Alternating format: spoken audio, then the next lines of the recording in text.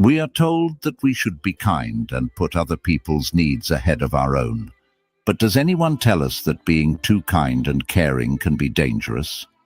We live in a world where we don't always get what we give, because it's full of generous people who see how their giving empties them both, financially and emotionally. Could being too kind even put our own lives in danger? Be surprised by the bad things that can happen to you when you're kind. Today, I'll tell you 8 bad things that can happen to you if you're too nice. And I'll show you 4 tough ways to keep people from taking advantage of you. Let's move on to number 1 without further ado. You will have too high of hopes for people. The Stoics said that we should accept things as they are and not depend on what other people do to make us happy. Giving without asking too much in return keeps you from being disappointed and helps you practice emotional separation, which gives you a calmer mind. Whether we are aware of it or not, it's hard for us to be fully selfless when we give. When we give everything we have, we expect everyone else to do the same. When it's us who need something important, though, you've gotten people so used to having everything done for them that they'll take it for granted that you can handle everything in their lives and yours, especially your own, because if you don't take care of your own, why would you take care of other people's? In reality, your hopes of reciprocity won't be met, and you'll end up with a bad mood, tiredness, anger, and sadness. Still, if we look at it objectively, people aren't letting you down. They're just doing what you should be doing, which is taking care of their own tasks. People will only expect you to give them something, which is the second point. The Stoics say that it's important to remember that real worth comes from acting in a way that is good and logical, not from just doing what other people want. Moderation and giving in a balanced way help you stay in charge of your actions and keep you from getting into habits that hurt your mental health. You've heard your whole life that people are creatures of habit, and this couldn't be more true. People are made to adapt to a pattern, a way of life, and a symphony of things going on around them. The idea of the comfort zone comes from this desire to change. This means that if you're always giving, the people you help will expect you to give them something all the time. You'll lead them into their comfort zones, and they won't have to do many of their responsibilities because you'll be there to do them. If you don't value yourself, no one is likely to look you in the eyes and tell you to think more about yourself. At least don't expect this kind of empathy from the people you help, because they'd stick to their own Robin Hood, which would cost them a lot in their lives. Third, your goals will not be taken into account. The Stoics said that it's important to live by reason and virtue, to set limits, and to put our own responsibilities first if we want to stay in balance and not give up our identity and well-being for other people. If you put everyone else's needs before your own, you may end up running away from something inside you that hurts and scares you. How do you feel when you spend the weekend alone or come home every day knowing no one is there to greet you? If you're doing so many different things because you want to get away from yourself, the blow will be twice as hard because, on the one hand, you'll have to face yourself sooner or later, and on the other, your bad mood will get worse as you start to put other people's needs before your own. Self-care is one of the most important parts of being healthy. Before you can help others feel better, you need to make sure you're happy, spoiled, and well cared for. That is, you should never give someone a chocolate unless you've first really enjoyed one yourself. Similarly, you shouldn't offer to clean a friend's house until you've cleaned your own and watched a good movie while sipping wine. The rest of the world comes after you. 4. People will think you are weak and treat you that way. Stoicism tells us to work on being strong and in charge of ourselves. By setting limits and practicing self-discipline, we can show others that we are committed to our own responsibilities and ideals, earning their respect instead of being seen as weak. If you help other people too much over time, you might be seen as an expert in the area where you work with other people.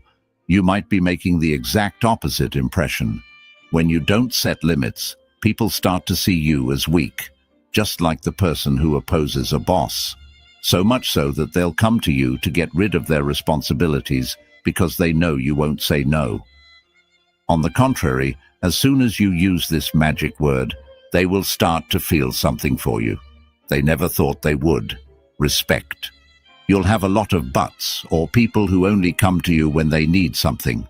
Stoicism teaches us how important it is to be smart and wise.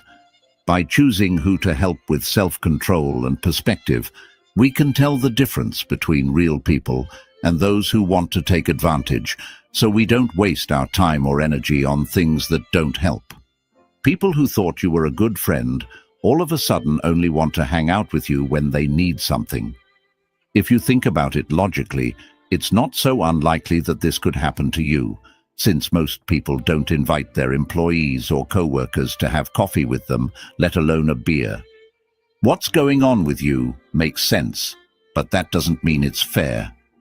So, you need to learn how to handle the methods I'll tell you about at the end to keep people from taking advantage of you. Sixth, you'll only get people who want something and never those who want to give. With patient judgment, we can build relationships that are real and good for both parties. People come into our lives because their energies match up with ours.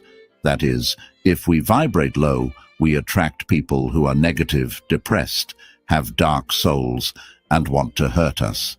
When our vibrations are high, on the other hand, we draw people who are full of good energy, kindness, excitement, hard work, and joy. Because of this, when we give to everyone, we lose so much energy that we start vibrating at a low frequency. This makes needy people feel drawn to us, as well as opportunists who don't even want to help and only want to take what they can from us and leave without even saying thank you. 7. You could end up getting hooked on something. The Stoics taught people to be calm and in charge of themselves. Self-discipline in giving keeps us from getting stuck in bad habits and lets us keep a good relationship with our actions and choices. When shortage is a regular part of our lives, the need for something grows, which is the best way to get addicted. So, one day, someone close to you might notice that you drink too much and not just spring waiter. They might also notice that you eat too much or even gamble too much. Pay close attention to what someone who cares about you says, because your first instinct may be to get mad at them and tell them you don't have any problems. But this is how people usually act when they are so caught up in their own problems that they can't see that they have one. Always remember that people who care about you want what's best for you. So pay close attention to what they say because they're trying to help you stop falling and move forward. Number 8, you'll make people think twice. Stoicism tells us to do good things no matter what other people think of us. By focusing on living in line with our beliefs and principles, we build a good image that can withstand false accusations. No matter how much we'd like things to be different, the truth is that there aren't that many kind people in the world. So, if you are one, people will be suspicious of you instead of being impressed and thankful. It won't be long before your kindness makes people wonder what's going on with you and what plans you have that you don't tell anyone about. This could mean you've met a group of suspicious people, but it's more likely that they're just being honest. Most people who want to help too much are hiding such evil plans that it's best to stay away from them and refuse the help they offer. Now, let's look at what you can do to stop people from taking advantage of you. Strategy number 1. Pay attention to how you feel because it's telling you something. Based on the Stoic idea of self-awareness, pay attention to how you feel. The Stoics thought it was important to think about yourself to understand your feelings and wants. By paying attention to your feelings, you can tell if you're giving too much and wearing yourself out mentally. This lets you change your focus and find a good balance. How does it make you feel to help other people? Thinking about yourself and putting yourself first is such a kind thing to do that you should feel like you're walking on clouds when you do it. So, if you feel too busy, tired, angry, or used, it's time to listen to how you feel. If something you don't have to do makes you feel so bad, you shouldn't lie to yourself about it. Instead, find out how the help you're giving affects your health. Plan number 2. Don't be afraid of the word no. Following the lessons of the Stoics, you should realize that your time and energy are important and need to be used in a balanced way. Self-control can be shown by being able to say no when you feel too busy or when the request is unfair. Even though the word no makes us think of bad things and sadness, it's normal for us to find it hard to say it. But if we don't learn to say this word when someone wants more from us than we can give, pessimism will take over our lives. Practice in front of the mirror and tell yourself that it's the only way to regain your freedom and avoid unnecessary and possible risks. Strategy 3. You have a time and a place for yourself. Respect them. Following the Stoic values of self-discipline and self-respect, it's important to give yourself time and room to take care of yourself. Do what you like exercise, drawing, listening to music while having a cup of tea, or anything else that gets you going.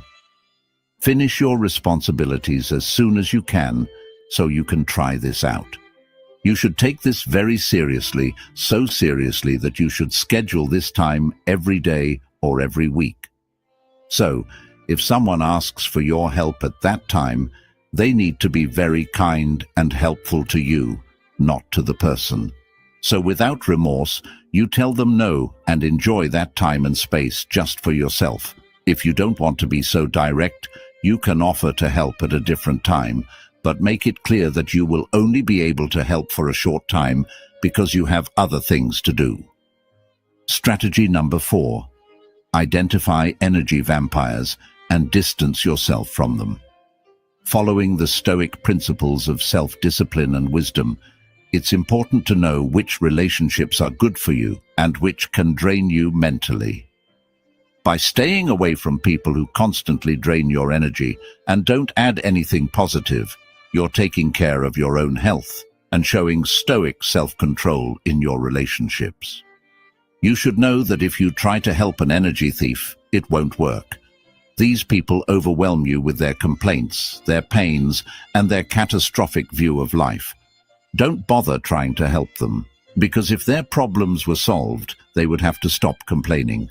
That's something they wouldn't tolerate. In conclusion, according to Stoic wisdom, in life, the best measure for things is always the middle ground, and generosity is no exception. If we give too little, we come across as selfish and greedy, while if we give excessively, we end up completely drained of energy, time, and probably money as well. So lean toward the grays, which are still the best choices for finding a balance between putting other people's needs first and putting your own needs first. And if you're ever unsure, just remember the magic word, no. Even more so if they offer to drive you home from the window of their car. We've reached the end of this journey, and I sincerely hope these tips will be of great use to you. Don't forget that you are a crucial part of this channel, so if this video has helped you, made you think, or you've learned something, give it a thumbs up so that more people can discover the powers of Stoic wisdom. And if you haven't already, don't forget to check out our ebook about Stoicism and how to apply it in your own life. Subscribe for a daily dose of Stoic wisdom and growth.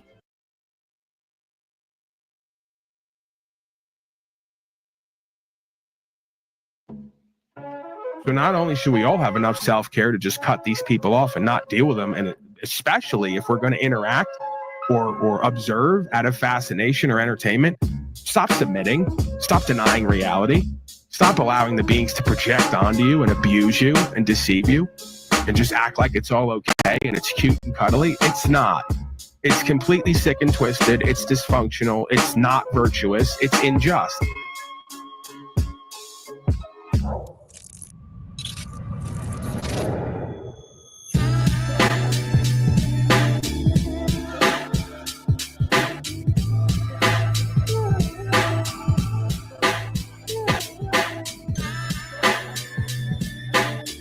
Listen to me.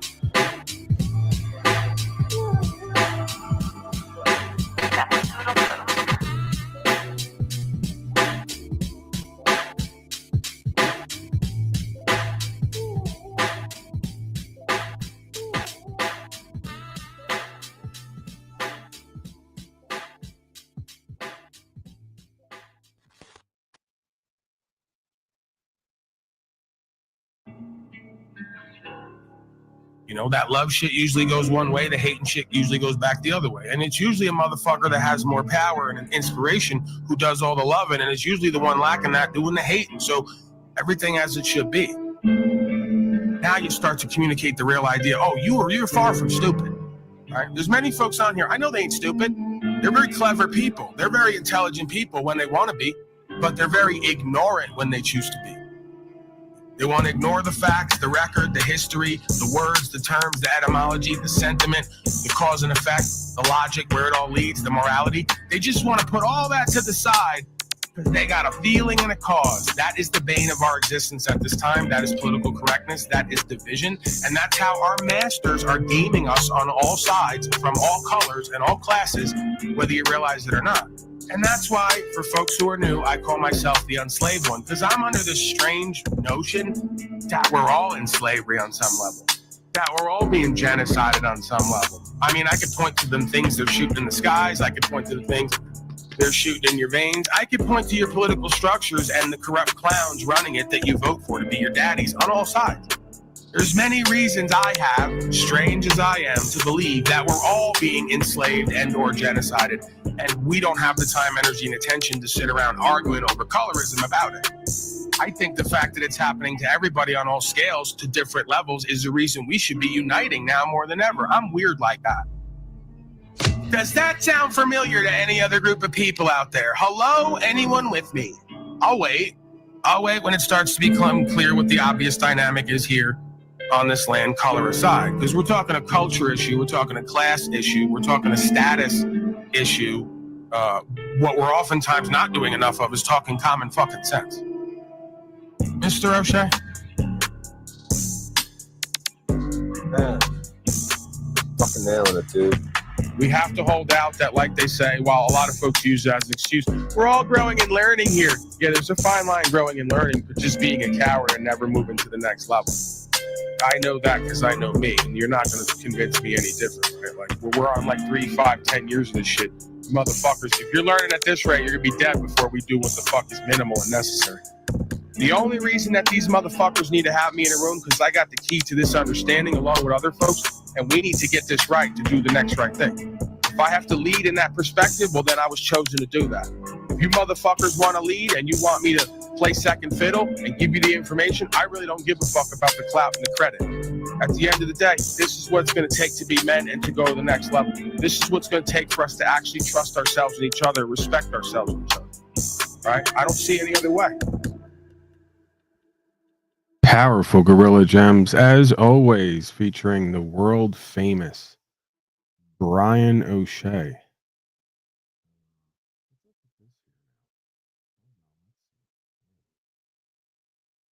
I'll get it. One of these days I'll get it. God of all media reporting for duty, ladies and gentlemen. I always get inspired and excited right before we go on the air. On the air. Right before we go on the air, I get a little bit excited. A bit anticipatory. A bit inspired. That could be perceived as tested and challenged, but I guess it all goes together, right? I guess that when the day comes where you're about to go on, you don't have a little bit of nervousness or anticipation. It's probably the day that you should move on to something else, I would think. But yeah, for those out there who are thinking about or have started a broadcast in some sense, just know that even a god of all media gets a bit anticipatory, fearful, if you will. But I alchemize that. I've kind of taught myself or maybe it's just a cope. But when I feel fear, I try to look at the fear as anticipation rather than actual fear. Like fear is a feeling that I've chosen to look at as something that happens right before an opportunity is taking place. So that's how I've trained myself to, I guess, take a different perspective because fear was so paralyzing to me in so many different ways for so long. So now I say, whenever the feeling of fear comes up in me, that's an alert that I have an opportunity. Right. Same way if we were to go jump out of a plane, right? Or if I'm getting pulled over by a cop, there's two ways we could interpret that fear. Oh man, I'm fearful something bad might happen to me. Oh man, I feel that feeling that would have been called fear, but now I look at it as anticipation. I'm about to get an opportunity to do and be and express, co-create, to have. So, um, yeah, if it works for you, use it. You know, I got no patent or copyright on the practice. Seems to make sense to me. Uh, Butterflies in the tummy, right. Interestingly enough, I guess because I have mommy issues and self issues, join the club, huh?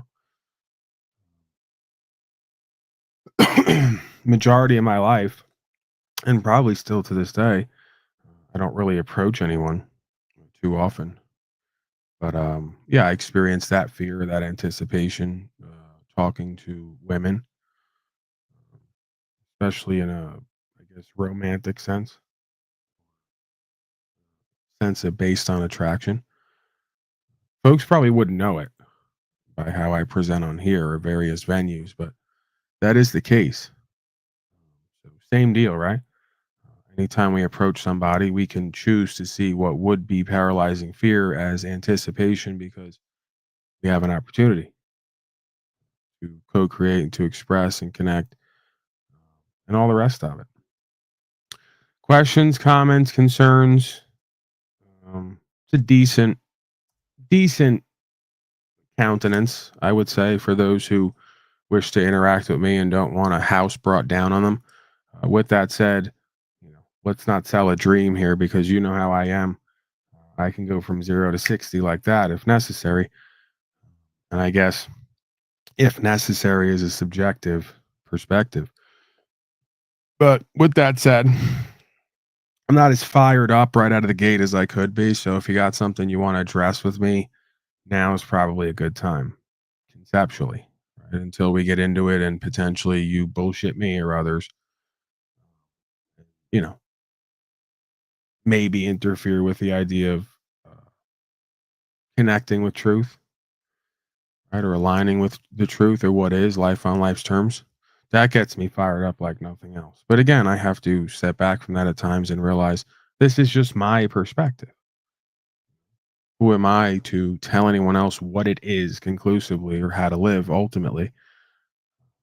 I can tell you what makes sense to me, what's explainable, demonstrable, repeatable, experiential, all those able words they like to call it.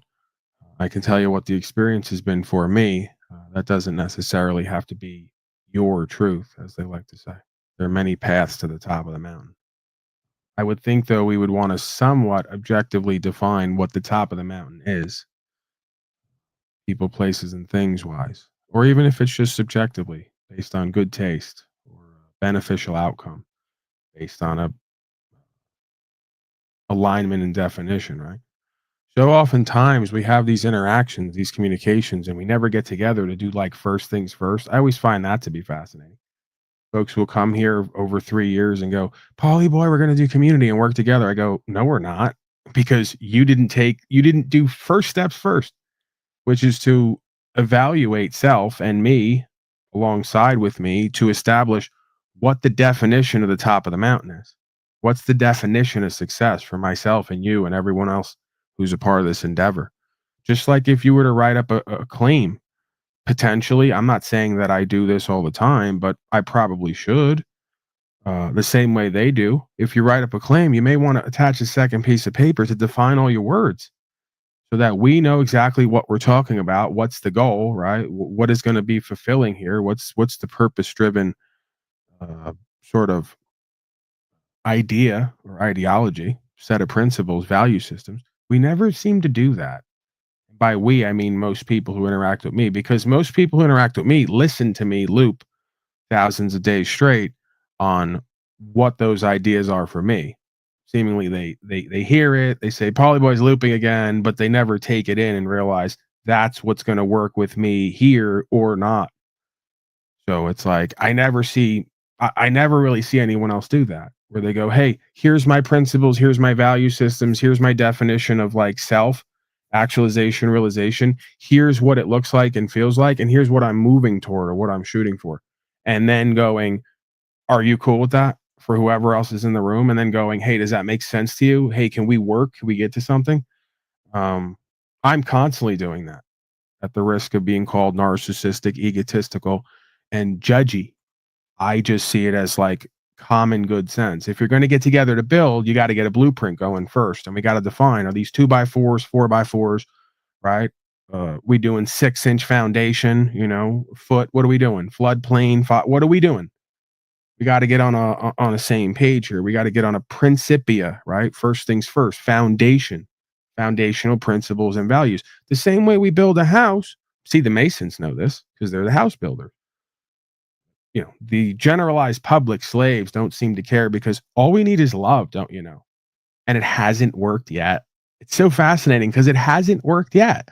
There's not a group that we've met, especially on these tubes, these tubular devices, who can ever get together in a room, more than one person, and have a co-creative or common sense based conversation and bring it somewhere, right? Because there's no objective or even subjective. I guess there's, to me, no such thing as subjective logic, morals, ethics. Yes, potentially, but even that should be based in some level of objective truth, I would think.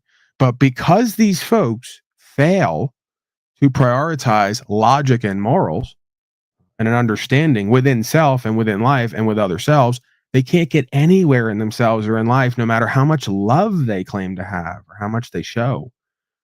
That should be like sort of revealing, I would think, to these individuals, right? But again, who am I? Who am I? So contrary to popular belief, as far as I'm concerned, in my experience, the more one taps into objective logic, morals, and ethics, an objective idea of alignment and principles and values, and co-creates with others in that's how real bonds, eternal bonds, are created. That's how longevity is expressed.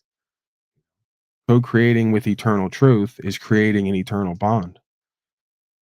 This whole idea of love is obviously fleeting. How many folks do we meet, including self, who bump into whoever, whatever, and have some endearment or some love and realize we ain't going nowhere long term? Not only are we not going nowhere long term, we're squandering the present moment, playing power games with ourselves and each other, and living in denial and delusion. Right. So, yeah, it would seem to me that this love idea that a lot of folks speak about or want to express is greatly misunderstood or misappropriated. True love comes, the first word is living in truth. You can't have true love with people who are not living in alignment with what is life on life's terms. They will only use themselves, you, the situation, the experience, or abuse it, squander it.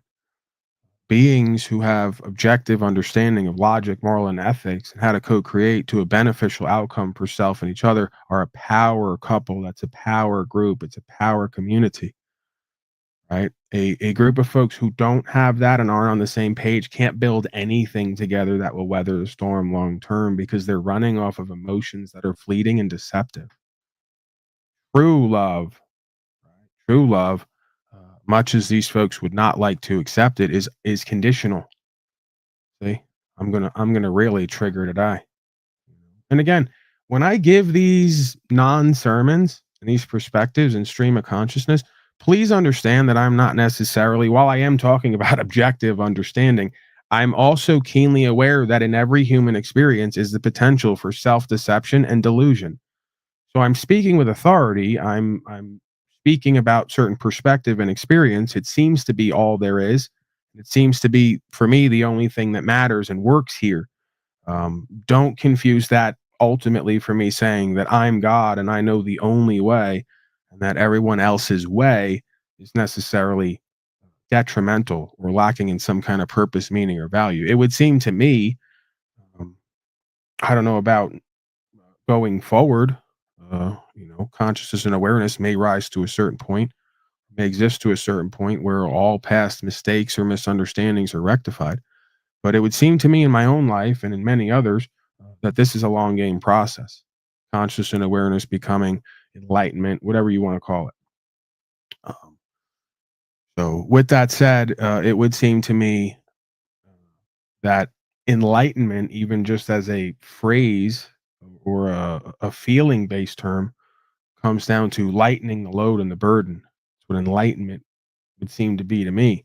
Uh, Whether you're with self or with other selves in a community, it would seem to me that lightening the load comes down to everybody having hands on the same thing at the same time. That doesn't necessarily mean physically. I'm kind of talking metaphysically, sense of some level of ideology. So we zoom out from what is considered the westernized world, as they like to call it, and we go back in order to go forward, and we witness that if we go to other places where folks have lived the same way for the longest time and don't have extremes, in the sense of extreme ups and downs, like insane amounts of wealth and technology and nice pretty things and explosions of like commerce, mechanism. We see folks who keep the faith, and we see folks who have little to no dis-ease.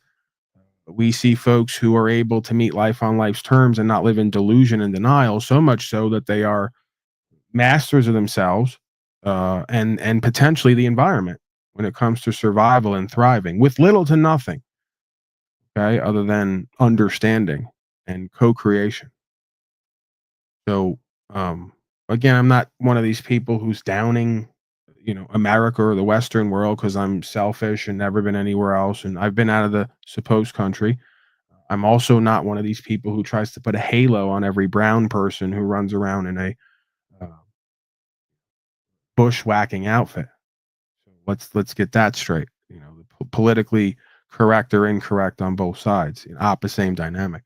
I'm saying that there are certain civilizations, it would seem to me, certain tribes, certain communities that have not strayed from who and what they are and have always been. And the reason they're successful and not full of dis-ease and confusion and chaos and rape and murder and war and all the rest of it is because they know themselves to some degree, as much as one can know themselves, right? There seems to be always an otherworldly aspect, but they're willing to go on common sense and what works, and not complicate things beyond what's necessary. So love is present in those communities. Family is still a thing in those communities. Community is still a thing in those communities. Communing with a higher sense of self, purpose, if you will, meaning, principles, values. Uh, these folks don't all subscribe, quite the opposite, to the belief that everybody's unique and different and special and has a unique and interesting and different special take on everything. No, there's some people who are born every age who are part of these communities who are going to be the shamans. You know who they are. Much like myself, alienated from day one to some degree, always on the outskirts of what everyone else is doing to a degree, right? As much as I can mix in and fit in, it was never really instinctual and intuitive for me to do that. And I always kind of had a foot in the other world, if you will. So I can see that reflection in myself and in the community that I would, that I guess have studied or witnessed in other communities. That those aren't the charlatans and the grifters and the wannabe having worldly power folks. Mostly they just want to find peace in this life, and co-create peace through empowerment and inspiration. Inspiration, of course, the revelation from the spirit. Wind spirit, water spirit, what's the difference? So, yeah, I was always the guy, even though I was in the modern day world, suburb, city, whatever the case may be. I never felt comfortable in groups or packs. I never really felt comfortable with any community or family or group. I always felt most at home with myself in my own area, sort of testing and challenging my consciousness and awareness, or exploring with it. And then, going into the world, trying to observe and make connections, report back to myself and others what it is that I'm finding. I guess you can argue a scientist would be the Western world's shaman, right?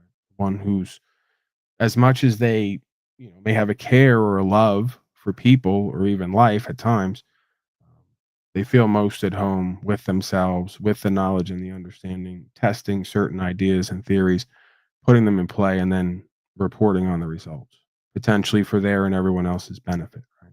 So selfish to get selfless, as I've called it. Um,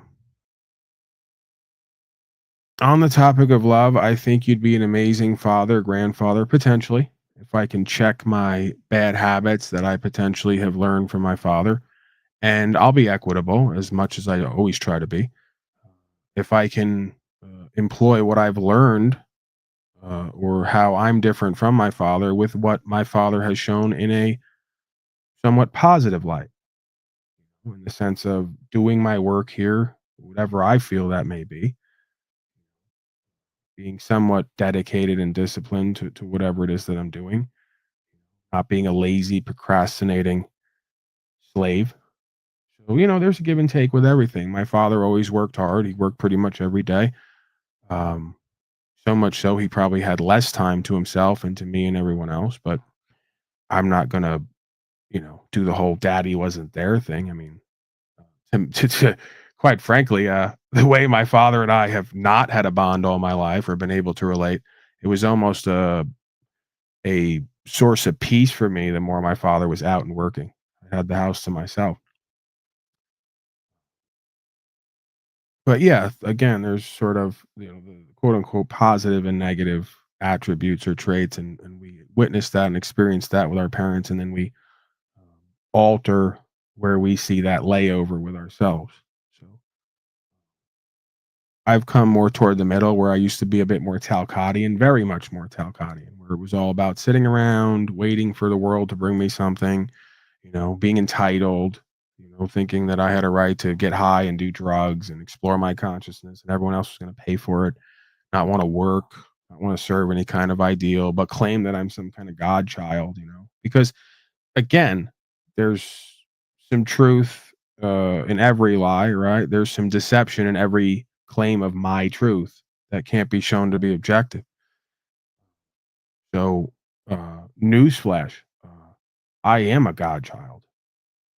Second half of that statement, then so is everyone else here. Um, Me having an understanding early on, or a perspective or ability to see and make connections beyond the majority, does not make me entitled to do and be less to have. If anything, it gives me more responsibility. See? That's the thing that the ego has to get checked into understanding. We think that because we can see beyond the foolish insanity of our day to day lives and society and culture, how they're all doing the wrong things over and over again, claiming it's right for safety, gives you somehow an ability to do less and have more. Doesn't make any sense. That's the toxic pride and ego. So um the reality of it is if you can see more, then you got to do more. With greater power comes greater responsibility and accountability. You don't get to do less, you got to do more. Folks who can see and understand, and whatever the case may be. And I'm learning this, right? Because again, I came into this somebody who people had to tell me, could you get some links so we could give you something so you don't wind up in the street poor and broke after putting in years here, thousands of hours? And I'm appreciative of that, because it allowed me to open up doors for value to come through in various forms, or coupons for value that I was reticent to open up, because I thought that if you're going to do true thing and rights, freedom, principles, spiritual faith, that you can't accept anything.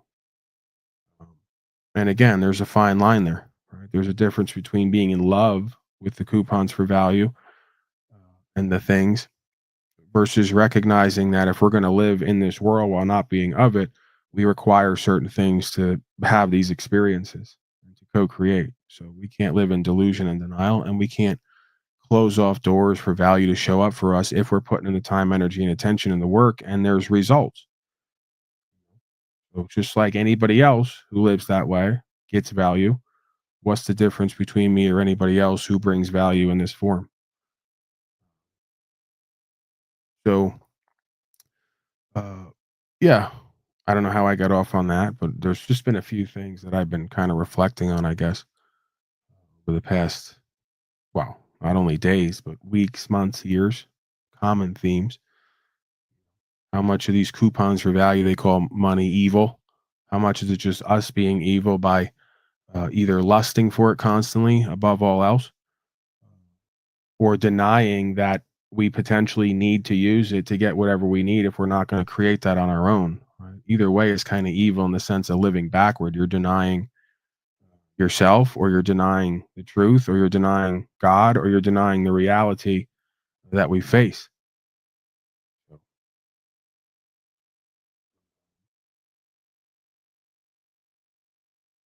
Yeah, amazing father, grandfather remains to be seen. First, you'll have to find a woman who's willing to fuck me. And first, I'm going to have to lose enough weight that I can actually achieve penetration with a woman. The physics are off. You got such a big belly, it's hard to make entry. That leaves you kind of, it leaves you in the blitzkrieg zone. No, it's no man's land. You know, so it's good that I'm fasting, because if a woman other than Jennifer does ever decide to have sex with me for some bizarre reason, then yeah, I will be able to achieve adequate physiological penetration. So this is good news. We're projecting by uh, February of 2025. Excuse me, we're already coming. Excuse me, by February 2026. Here, hold on. I have the. I see. I have the paperwork here somewhere. Where's my paperwork? February of 2026, we're projecting that I'm actually going to be of human proportions and able to achieve physiological penetration. So that's good news. That's not too far out. Okay, give or take, right? That's just a rough projection. If I keep going the way I'm going, just not eating any food. We're on day 28, no food fast challenge / healing journey. I suspect it's going to continue. You know, I get to do what I want, but I'm focused on doing what I need. So I could stand to lose some more weight, and I could stand to potentially eat up whatever pain and disease is still going on inside of me.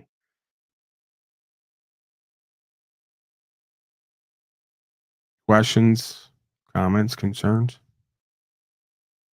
Chat people, chat folks. Someone's asking me if I'll be their father or grandfather. Sir, I guess why not? I mean, I have so many other metaversal children and grandchildren on here that I've been fathering and walking with, that, I may as well add another one to the list. There's always, as they say in the pimping industry, there's always hoes coming and hoes going. I don't say hoes in the sense of these people here are like beneath me or lesser than. I mean, even if they were hoes and I was a pimp, I'm the type of pimp that loves my hoes. I'm not like Snoop Dogg. Very rude when he gets on there and says, "We don't love them hoes." That ain't right. Hoes make that thing move, man. What would a pimp be without a hoe? That don't make no sense. See, that's how you know Snoop Dogg's not really. None of these people are really about whatever they say they're about. I'm not into actual pimping in that sense, but I know the game. I know me and my inner space, and I know selfish to be selfless, and I know just purely selfish, money hungry, right?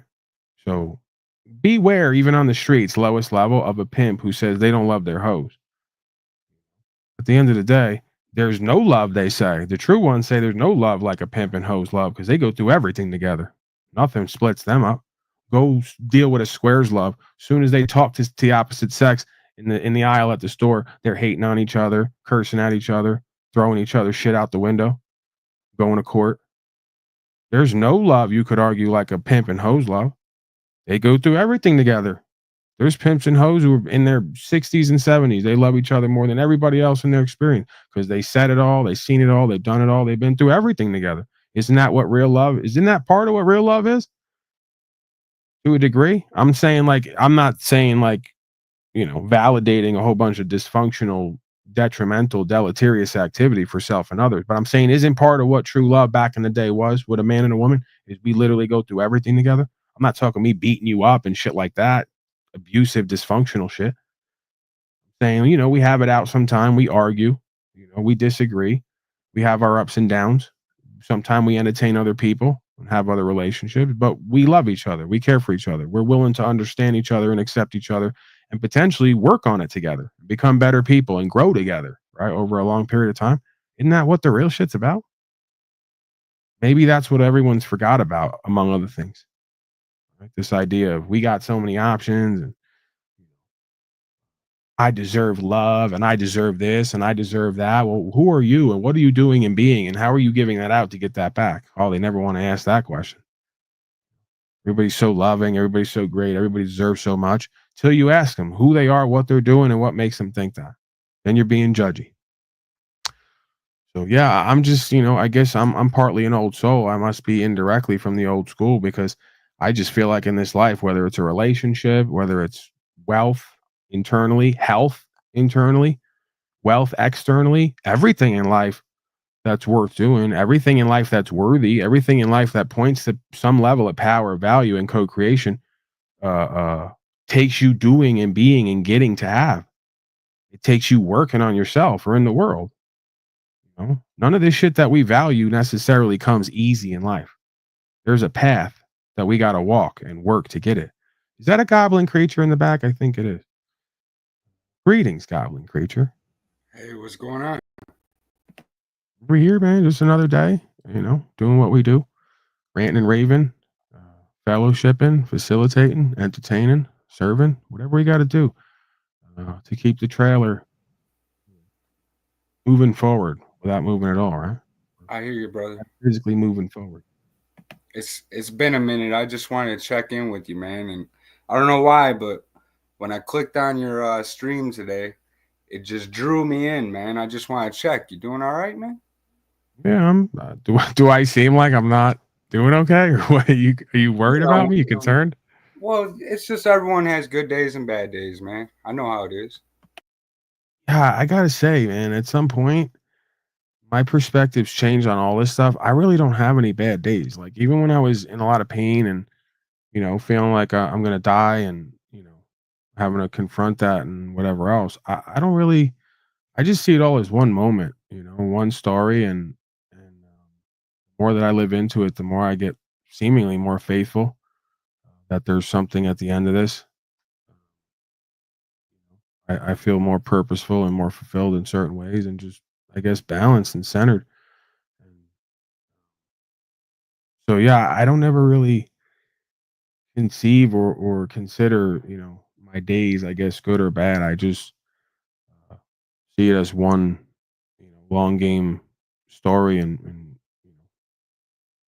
life experience. I understand that the ups and downs are part of it, so to speak. I think that part of the best way to live life at times is to not go too far up so you don't go too far down. Right? Kind of thankful and grateful, some level of reverence, move forward, do the next right thing, surrender the rest. I just want And to tell you, fulfillment man. comes or it doesn't. Go ahead. I just want to tell you, man, I'm thankful for a lot of the things I've learned from your path online as well as experiencing the world, Appreciate Yeah, I it. know that, man. I feel that, right? I know that even from people who would never say that, right? Or even bring that here. Like I'm pretty good at reading myself and others in the room. And I know there's folks who they won't come here and they'll never say that, but they don't have to because I know that they, even if they don't appreciate it, that I've inspired them to do and be and have more or have better, or just stop accepting less for themselves in certain ways. So, man, that just means I'm doing my job. That's just part of my purpose here. Absolutely, man. I'm not going to hold you. I'm going to watch the show, man. I just want to come up. You know what I mean? Yeah, I mean, if you got anything that you want to put forth or questions, comments, concerns, life experiences, I'm open to it. No, that's about it for today, bro. I'm just gonna watch the show, man. Thank you. Well, I appreciate you, Goblin. I respect you for being honest with yourself and me, and especially in front of a live audience, as they used to say on Odd Couple. Um, so yeah, man, that shows that you're, willing to see and experience with the truth beyond however you're going to look or what people are going to think or say. And, well, that's garbage. It's all nonsense. So, yeah, man, I respect it. I appreciate that. See you later, brother. All right, Goblin Creature. Pretty not solemn or somber, but pretty reverent mode today. Fairly centered and balanced. Appreciative, thankful, and grateful. And recognizing greatness. Just because I, at some point, after being completely hating on myself and not caring for myself, have started to recognize greatness in me and live that way with that energy, does not mean that I don't recognize it in others. Oftentimes, it seems those who don't recognize the greatness in themselves have a problem with me recognizing the greatness within me. And that's a problem for them, if you really look at it that way. But hey, every problem contains its own solution. Every question contains its own answer. If we can look and see, if not, more experience and potentially self-chosen suffering is necessary. Self-chosen suffering is a gateway to consciousness and awareness and enlightenment. If you let it be, it's a gateway to more disease and suffering. If you let it be. Women need men to be their own daddy. Instead of looking for another one so we can all be safe. That'd be great. Well, listen, you ain't going to get any argument from me about that. I've been saying that and showing that and living that for the longest time. And I've been encouraging. See, this is where you need to take accountability, responsibility. You're a woman. Okay. Because all you women need to stop entertaining, interacting with, fucking, especially males who are not actual men. Okay. And again, a man who does not have value systems that are true and based in true value and empowerment and does not have principles and is not willing to stand and be courageous is not a man. They are the detriment to society. They are a bane of our existence. Okay. Weak men create hard times. Good, great men, part of being a good or a great man is being a strong man, create good times. Right? Weak men create the hard times. So stop interacting with, stop co-creating with, stop fucking weak men. Stop co-creating with, entertaining, and fucking wannabe strong men who get tattoos and have muscles and are abusive and are a bunch of cowards when the time comes to stand on something, but have no problem screaming and yelling or putting hands on their women and children. See, there's a middle ground to all this because a lot of these women will, they have this game they play. It's called the opposite shuffle. They go from some hairless beta male, right? Some hairless beta male who's built like a Filipino teenage girl over to some steroided out, tattooed out uh, Army Ranger wannabe hero, and they find themselves lost and confused oftentimes because they're not getting there's types here. See? For all the haters and loser failures, cover your ears right now because I'm really going to upset you. Pauly Boy is an example to some degree. I don't care if it's 20%, 50%, 80%. Pauly Boy is an example for you women to some degree, far from perfect, of what you're looking for as a being who actually has some level of true values, empowerment, inspiration, and principles. You know that. I don't have to. I'm speaking the quiet part out loud to kind of trigger some other folks and to get the conversation just feeling like, we're here. So we can see a whole bunch of other folks on these panels, right? Let me go into inauthentic corporate mail mode so that I can say whatever I want and people won't be offended if I just use this tonation. We can see the other males on these panels and how they don't have that right. So you know exactly who not to entertain, who not to interact with, who not to give the time of day. Definitely don't give them your money and don't give them your pussy. This is pretty simple stuff, right? So there's certain men, actual men, who have true empowerment, true value systems. They're truly caring or loving because they care for themselves and the truth, and they're willing to do what's true and what's right, while the rest buy you flowers and cop the fuck out and act like a bunch of weak ass slaves or act like a bunch of wannabe men who are abusive. That's not alpha, as they like to say. Okay. So Andrew Wilson's not alpha because he's a fascist statist, punk, coward, slave who follows code. And Wes Watson's not an alpha. And all the rest of them guys on that stage they all like to talk about for the past 6 months, they're still making videos. None of them are alpha, but they all claim to be. They're all a conglomeration of steroid heads, wannabe thugs and gangsters. They like to pick up and put down metal at the gym, right? They may pack some guns legally and all the rest of it. They don't stand for nothing. They do what their masters tell them to do. They don't know the law of the land. They don't know the law of the universe. They're not conscious and aware people. They're not courageous. They don't stand for nothing. They're lacking in true values, purpose, meaning, principles. They're not men. They're not alpha men, especially. There's not a man among them. Doesn't matter if it's the pacifist. Doesn't matter if it's the aggro, so to speak, as they like to say in Reddit lingo. There's a middle way every single time. In every one of these dynamics, you're going to find the middle way, the gray area of the yin and yang. These are power, value, spiritual symbols for a reason because they communicate an objective experience about masculine and feminine co-creating in archetypal values and principles and understanding and experience. And it's what gives way to, from the beginning of time, our stories about power and value and inspiration and heroics. And anybody who's not living into that and experiencing that is not technically a human being holistically. They're not a full-fledged on the way, if not complete picture, on the way to completion, actualization, or realization, because they have their own wants and non-wants and feelers in the way. In between what is, life on life's terms, what the historicity shows, how it repeats, if not rhymes. There's a middle ground thematic running through the middle of all of these opposite dualistic dynamics. And if you can get the majority of the public slaves to see it, you damn sure can't get them to walk it. Hell of a task even getting them to see it. What, we should keep a woman's care and have a man's actionability and activism space? Wow. It's really deep, Paulie boy. Or maybe it's just too shallow for us.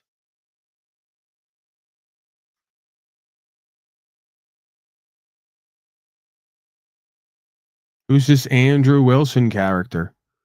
I'll show you this clown. Another clown, by the way, who's with a dumb hoe. You know how I know she's a dumb hoe? Because she went on Talcott's to argue with Talcott over his obvious delusion, because it's easy for her. You know where she didn't come? Right, the place that everybody talks about and knows is where Talcott started. So another cop-out, lukewarm, fake-ass, weak-ass bitch. Who her and Andrew Wilson knows about me, but won't talk to me or about me because Paulie boy's onto some real shit over there. We don't want to get out competed. See what the chimpanzees do constantly? I don't need to play power games. I got true empowerment. They have to play power games constantly because they ain't got it. And they have to play avoidance and escapism games because they ain't got it. So, this is Andrew Wilson. I'll pull him up so we know who we're talking about here. I became aware of him through these networks here. No, that's not the person. That's a different Andrew Wilson. Apparently, there's more than one Andrew Wilson. We're learning here today. Stumbling upon something. We're breaking open the case. Andrew Wilson. I can't find him. YouTube, like Queen Sleazen says. We still can't find him. This guy's so supposedly famous on here, but can't even be found when you go to search his name. There he is. YouTube. There's your boy. I don't know if you could see him, if it's big enough. Can we zoom in and it zooms out? Isn't that special? Isn't that great? Okay. That's Andrew Wilson. He does the Fresh and Fit, where he chain smokes cigarettes and looks miserable because he's married to a woman who looks like him with long hair and has just as big of a mouth and acts like a man. And he just chain smokes cigarettes and looks miserable and pretty much talks down to all the dumb hoes who he says he'd never fuck because they're just so beneath him because they're stupid and he's just so smart and such an alpha male. You know the hit, the rap. Another fresh and fit wannabe man loser, status fascist punk coward. No actual purpose and meaning and value here. No actual principles. Just another pseudo intellectual politico, like they all are. Just another modern day bourgeoisie. Just call it what it is. Or wannabe bourgeoisie. Another proletariat slave who put on a dress shirt and turned a camera on and thinks they're the modern day bourgeoisie. He's an upper class. They're also erudite. They're also enlightened.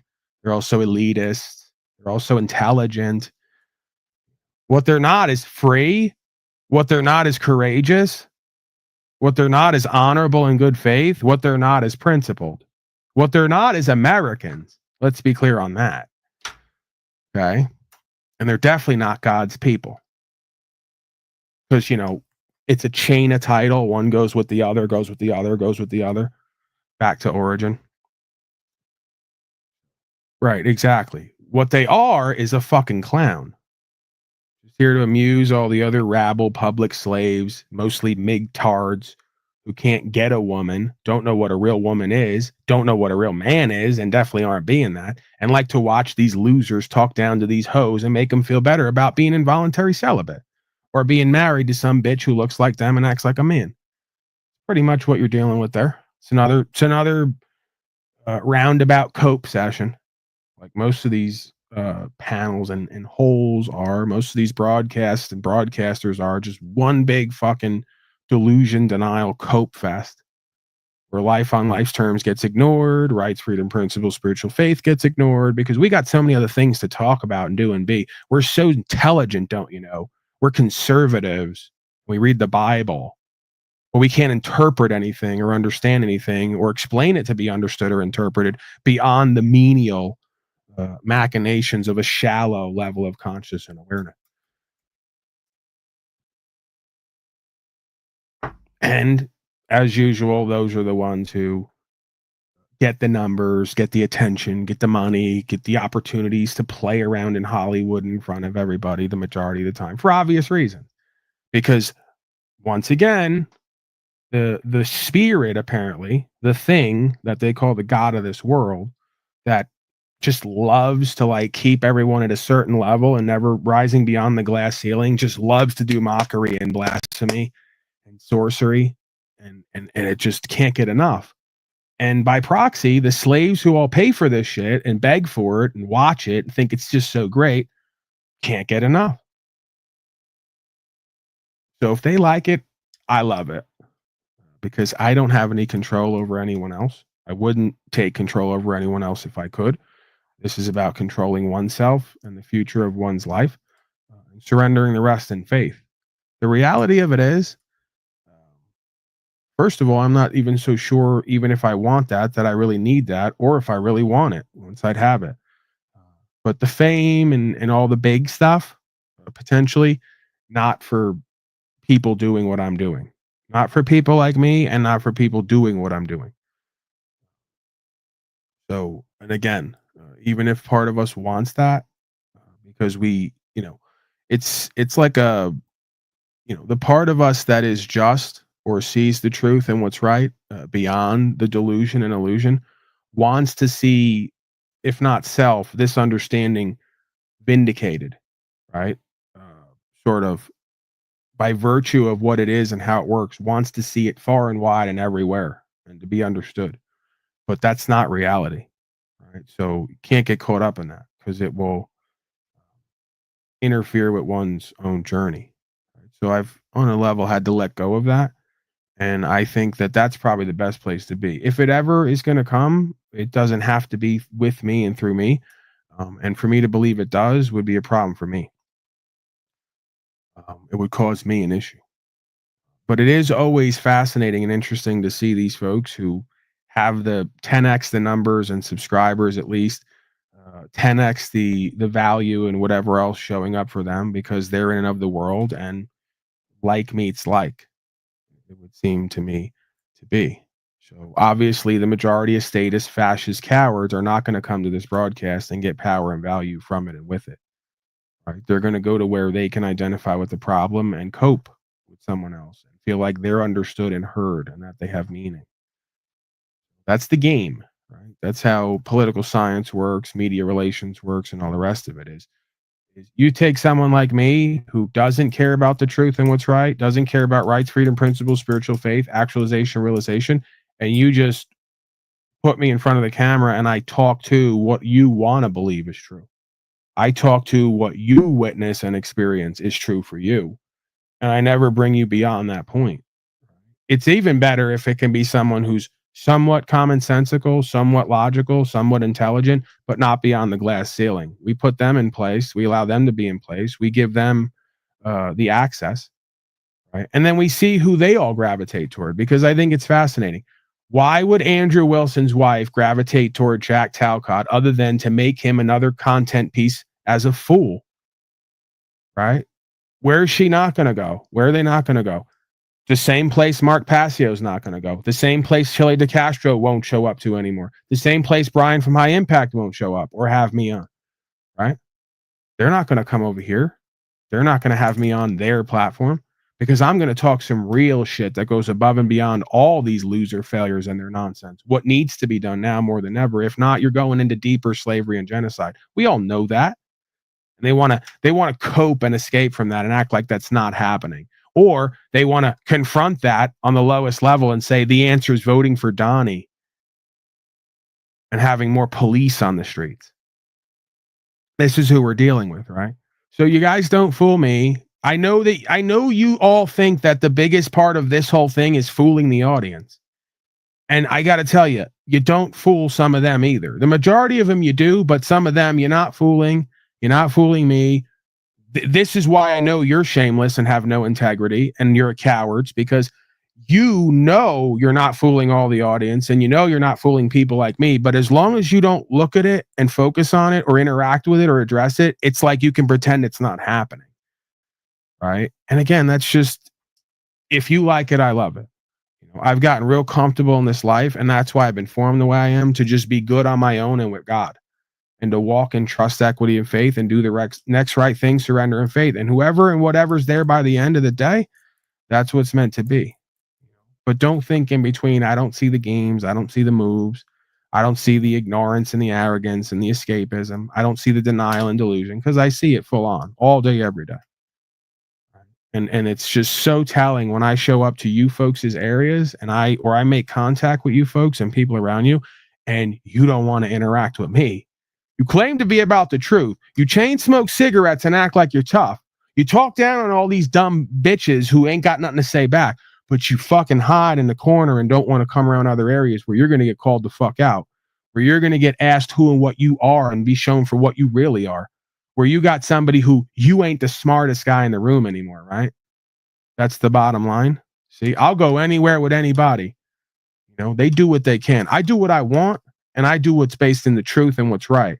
And I do based on giving the audience something different, right? They do what they can, right? And what they can is with people who are like Mr. Slackcott and others, right? The lowest common denominator. That's who they want to draw from. The lowest hanging fruit, lowest common denominator.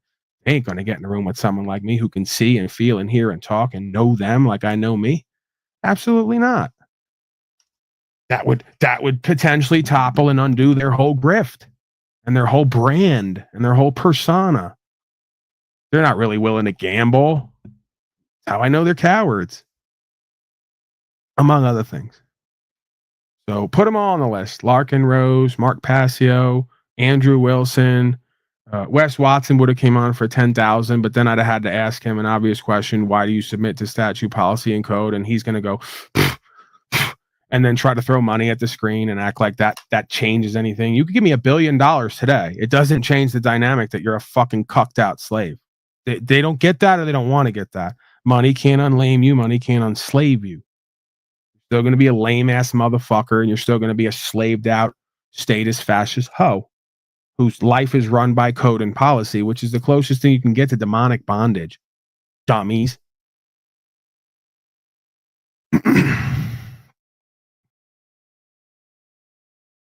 Moral success, worldly success at the cost of your moral integrity, spiritual well-being, and true happiness. Well, that's the majority of them, ain't it?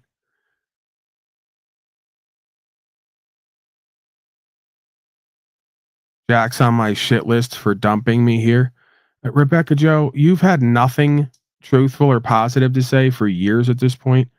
You're constantly fucking projecting onto me and hating on me. You're constantly wanting to be seen and heard while you make no sense. And you're a constant source of embarrassment for yourself, whether you know it or not, in these chat boxes. So I'm really not interested, Rebecca Joe. I don't know what makes you still think 3 years in that I or anyone else here, or anywhere really, is interested in what you're saying or thinking or feeling about me or anyone else. You're another person who hangs around Slackcott's area and acts like he has any kind of credibility or level of sensibility. Sensibility, right? Meaning's right in the word. So it doesn't matter if Jack dumped his audience here to try to get back in my good graces, to try to suck off me, to try to pretend he wants to promote me and support me, to be seen as a good, nice guy. We know where it always goes. We know what the motive is and the intention. It never changes. It's never a selfless giving act with him. It's always something to get to something else, just like he regularly admits every day on his broadcast. One day I'm going to be famous and rich, and then my family will come running back to me. This is how a narcissist like him thinks. Everything he does is only to get something else. It's never to be who and what he's supposed to be to get. It's, I'm going to pretend to do this or make it seem like I'm doing this so people will think this, and then they'll do this for me and with me. That's a manipulative, deceptive, narcissistic, control freak, hungry slave. I'm not doing that. I'm literally doing whatever I'm doing because I believe it's what I'm meant to do and be. And through actualization and realization and fulfillment comes everything else that's meant for me or not. And that's the pure intention. That's the pure motive. And that's why whatever I do works to some degree, I would suspect. That's why nothing he does works, I would suspect, because the motive and the intention is never pure. It's never based in life on life's terms. It's always a by the way. So guess what, Rebecca Joe? I still don't care what you, Jack, or anyone else who hangs around him and pads his ego and enables him and acts like he's credible and will not speak the truth to yourselves or him. I don't care what you guys think or feel or want or don't want. You're not doing or being anything here of any kind of empowerment, inspiration, entertainment, or value. The only time we're entertained by you and get value from you is by your dysfunction, your just your complete lack of understanding and application and results. That's what the rest of us get entertainment from you from. Constantly getting shit wrong, saying stupid shit, interacting with other stupid people who don't know themselves, and claiming to be enlightened and loving. Since you won't listen to others about what it looks like and what it is and what we know about ourselves, we've just defaulted to now laughing at you. And just going, okay, I guess it's your life. Live it however you want. It's pathetic and embarrassing, but who are we to tell you anything?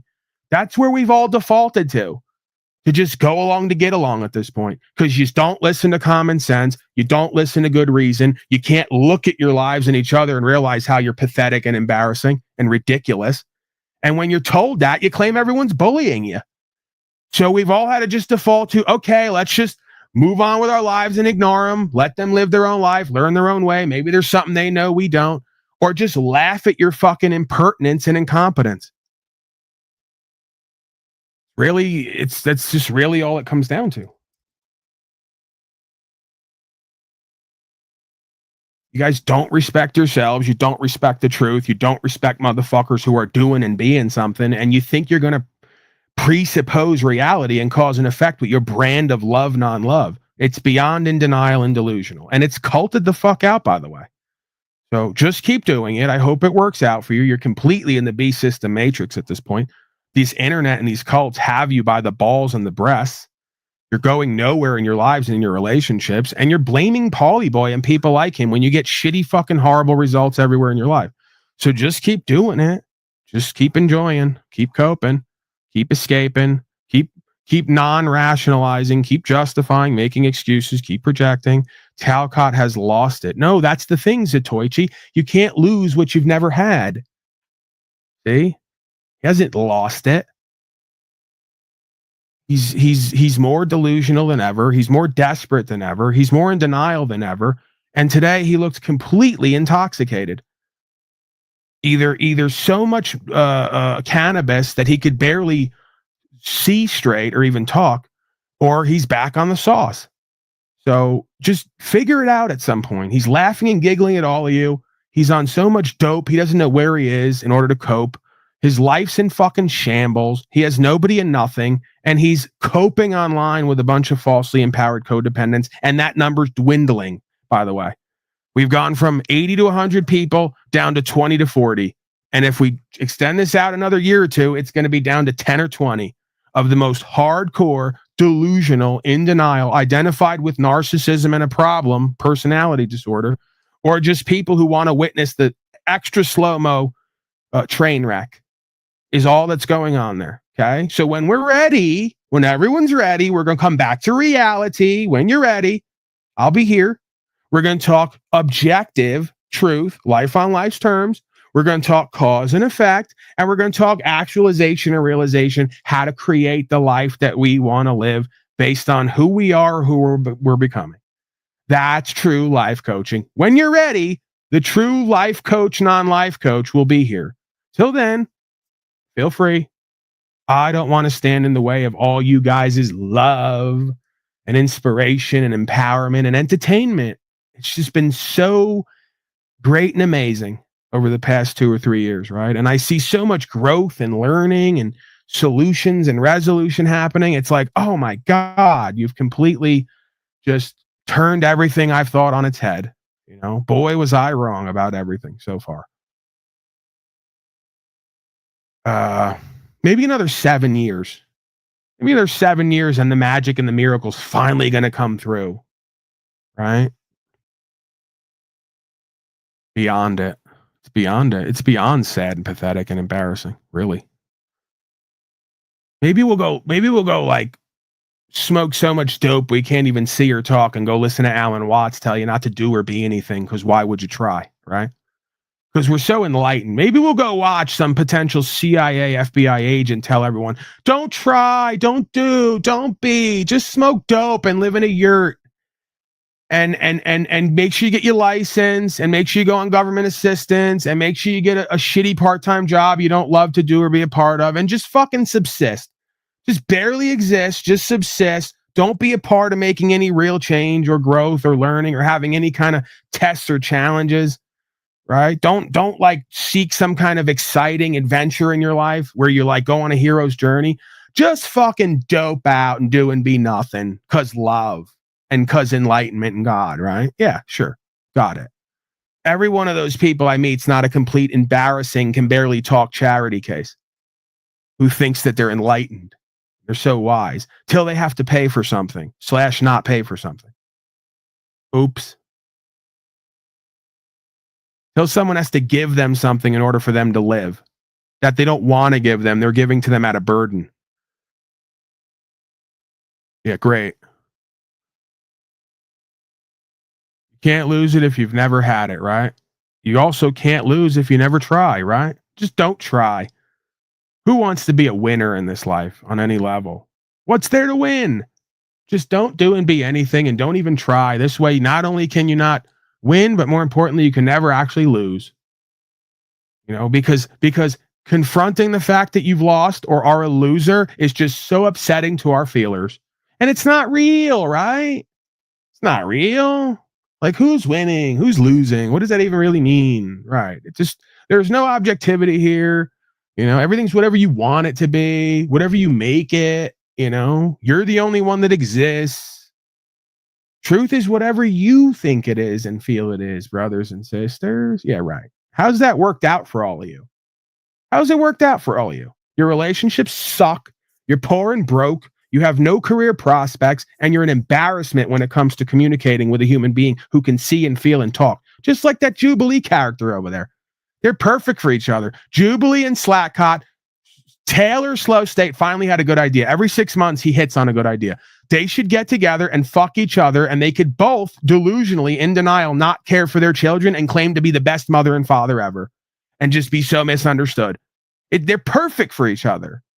Neither of them knows why they're in the situation they're in, why people see them how they do, why their children have been taken from them. It's all a misunderstanding. Everyone else is evil. Everyone else lied about them. It's totally not that they're both delusional in denial and constantly reject reality and project dysfunction onto others. No, that's not it. It's another coinky dink. Good thing they found each other so they could overcome their adversity that's so not based in reality. They're so persecuted and prosecuted and preyed upon.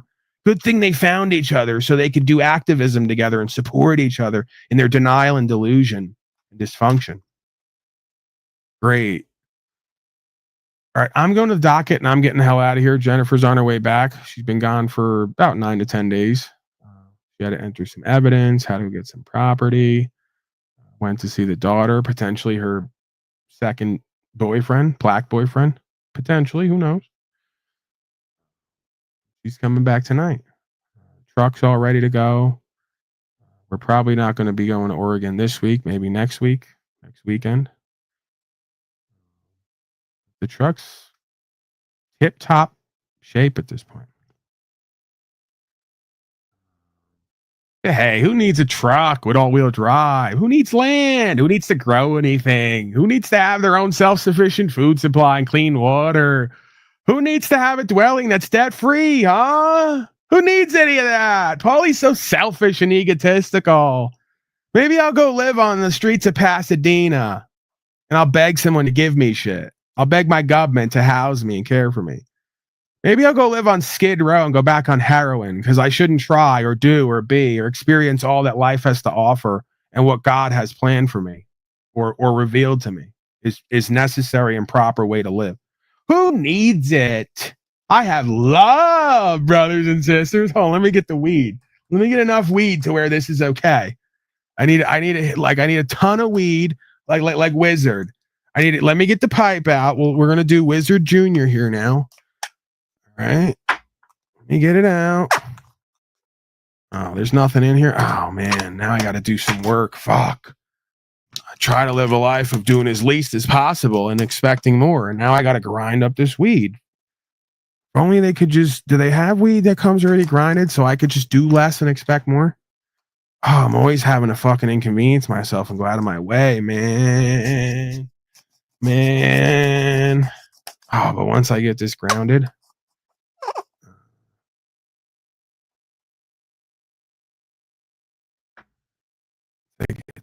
Here we go. Someone's using the N-word in chat. That's good. That's always good. Yeah, all right. Here, once if I smoke like 2-3 pipefuls of this, then I'll be so in an escapist delusion denial mode that I'll just completely forget about life on life's terms of reality. Oh yeah. Yeah, man. Love, man. I don't have to go to work today. I don't need money. Money's evil. I got love and weed. Don't ask me how I get the weed without money. I don't grow anything. I don't do anything. But love, that's how I get the weed. I get the weed through love. I walk up to everyone I know and I go, "Hey, what's up? I'm love. I'm feeling love for you today. You got any weed for me, Mr. Love?" And then invariably, if I walk up to 10 people and I show how loving I am, someone gives me weed. And I get to smoke again today. I don't need money, man. I got love. Talcott and Wizard and the rest of you people are basically like the Negroes who used to, and again, when I say like, M. Davis knows what I'm talking about. There's black people, real foundational Americans, just real motherfuckers, real Americans, like the Hulk Hogan song. And then there's these Negroes who shuffle about on the street. They have no purpose, meaning, values, and principles in their life. They're absolutely embarrassing and pathetic. Black people don't want to claim them, right? Well, that's Talcott and Wizard. Talcott and Wizard are the N-words of the white community. As I told someone from the black community on that panel one day, I go, who was it? So Player? Someone. I said, so Player, I have a nigger. And I go, and before you and your people, not you people, you know what I'm saying, before you and these people here get uppity, I want to be clear about something. The only niggers I have on my side are white. They don't want to work. They don't want to pay child support. They're not able to care for their children because they're so fucked up and dysfunctional. If not on drugs and alcohol, just complete denial and delusion. They live in squalor. They're charity cases, right? So like, because right away they go, Paulie boy, you're out here saying N-word? And I go, yeah, but you're not. Are you listening to what I'm saying? I never call black people niggers, right? The only niggers I have over here are white. So I feel free to use the term. You know, most of the black people that I've met, they got something going for themselves. They can fucking walk, they can rap, they can talk. They're out here, they got women, they got a situation, they're moving and shaking. It's this white scum that I keep finding on these panels who have nothing going on. They have no women, or the women just disrespect them and treat them like trash. Like I said, they live in poverty and squalor. They're constantly like needing help. They're constant charity cases. Just like when I used to live certain neighborhoods, you know, I'd be out with certain black folks, right? See, I didn't say that word with them. Me and certain black folks be out and about doing our thing, you know, smoking good weed, doing whatever we're doing to get whatever we got to get. And there'd always be some lowlife who like doesn't do anything, doesn't get anything, won't contribute anything, who just kind of comes strolling around like, I smell weed. Let me get some weed. Let me hit some of that weed. And it's like, no. At some point, you're like, no, we're done with this. You never contribute. You don't do anything. You're not entitled to anything. Go away. You loser, failure, succubus, parasite.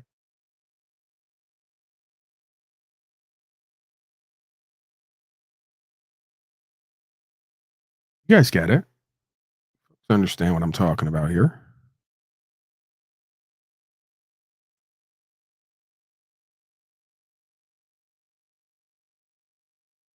All right, there's not much going on in the chat. Chat's not impressing me.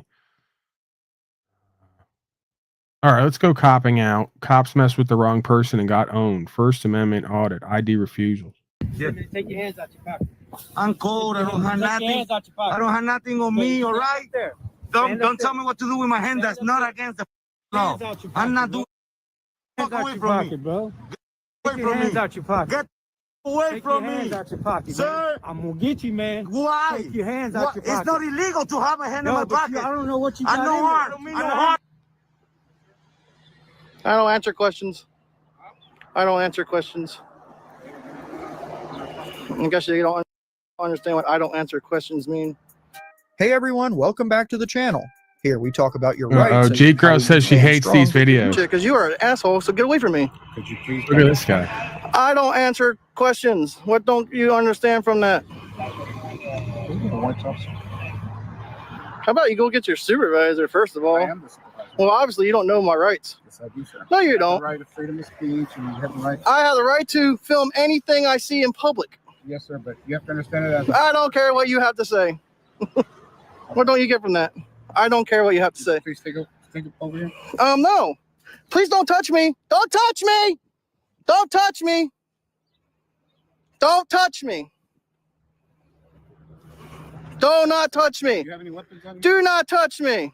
For your safety and mine, I just ask you, do you have any weapons on you? I have not done anything wrong. I don't have to answer any questions that you are asking me of.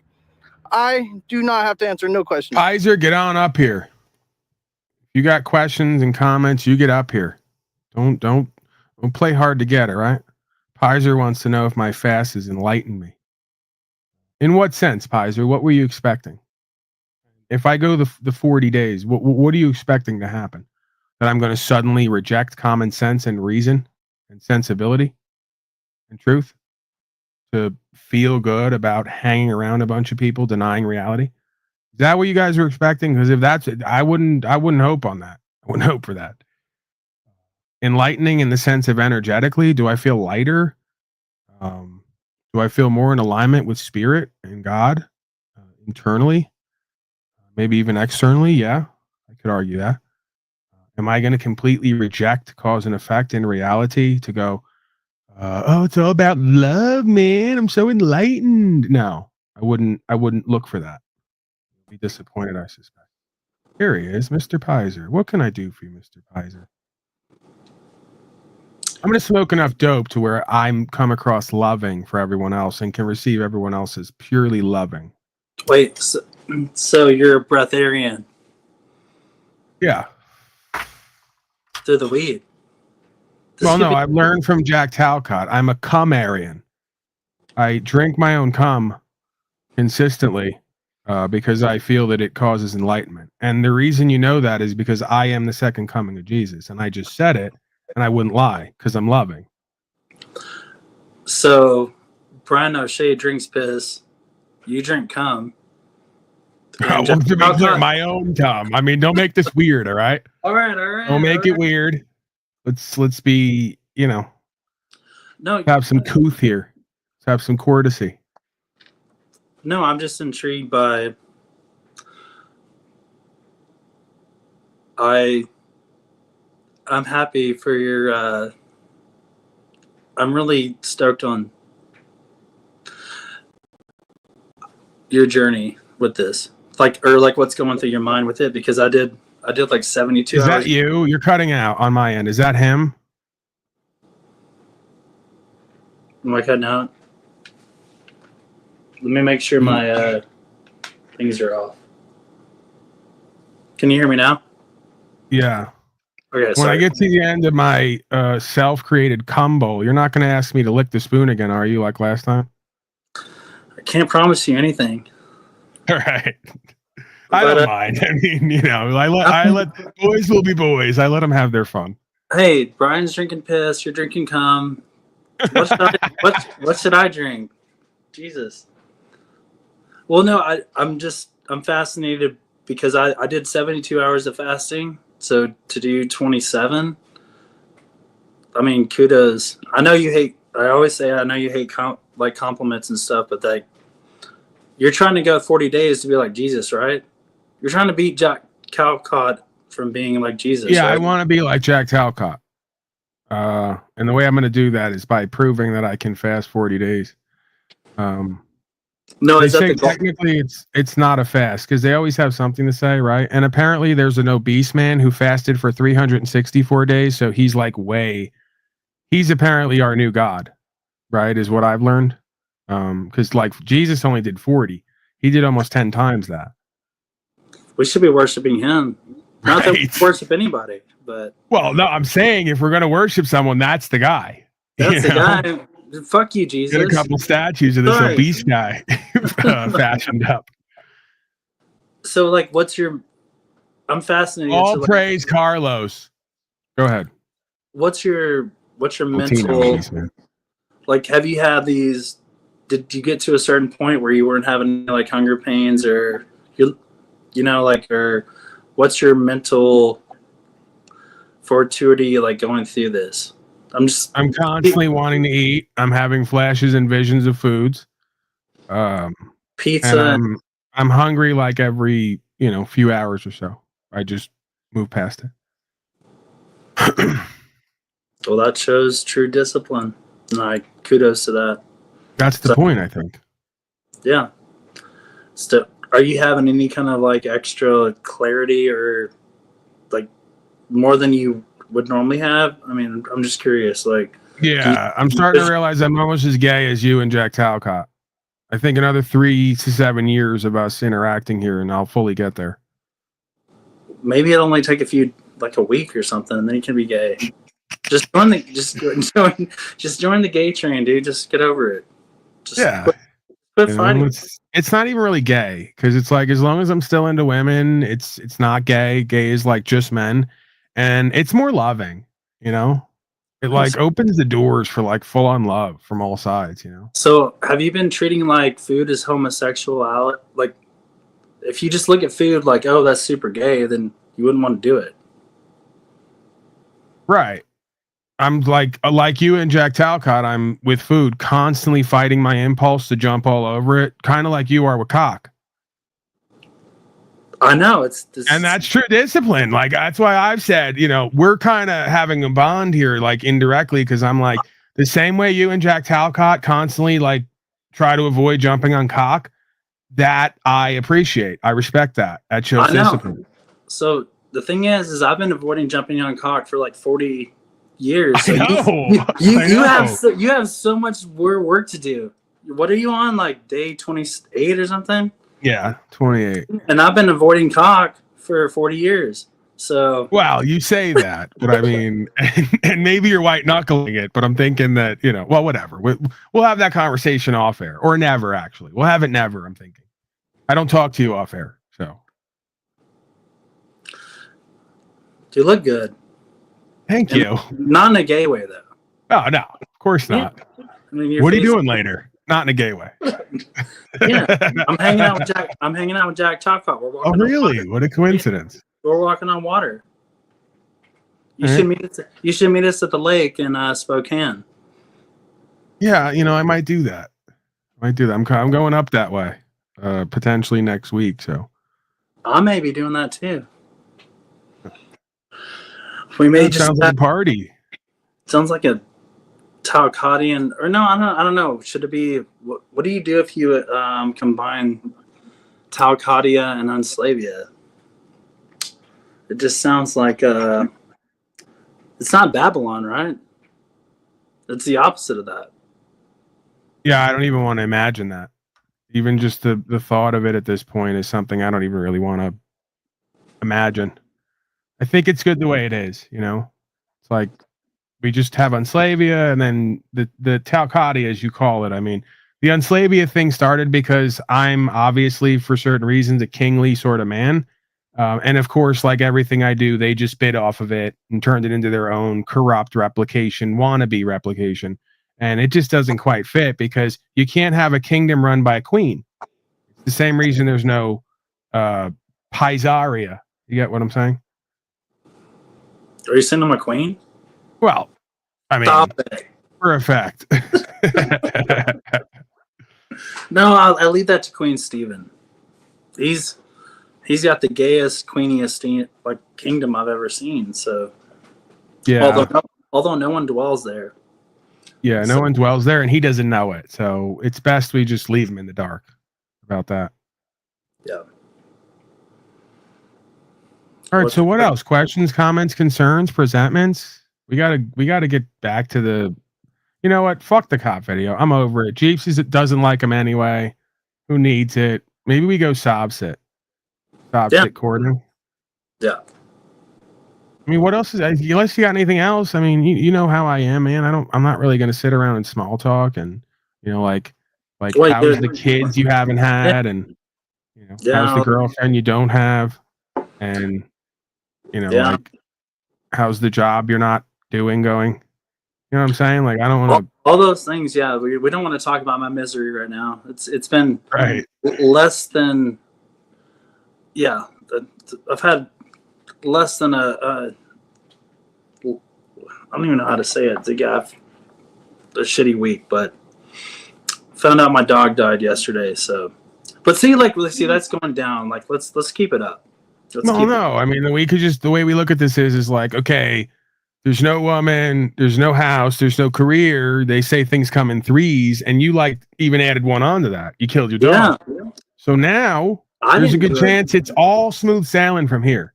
We can do nothing but go up because we've hit the rock bottom, essentially. See, that's good news, man. That's pretty optimistic. This is actually, I'm feeling good about this. And you got your health, kinda, other than the AIDS thing, which is progressing very slowly. From what I see, you still got clear skin. You got some color. Do I got bags under my eyes? No, well, I think I'm okay. Sort of, a little bit, but that's expected. You're going through a lot, but that'll clear up. I figure once you get used to the bottom where you've been at for a while and realize that everything's got to get better. Are you calling me bottom? Well, I'm saying just in general, the whole thing.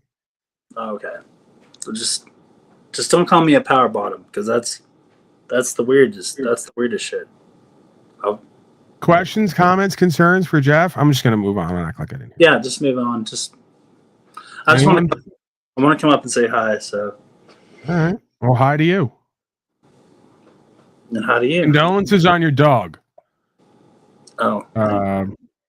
And the dog's in a better place, right? Like if the dog was still alive, it'd be living with you, and your parents, and the whole rest of what we just talked about. So it's like really, it's in a better place.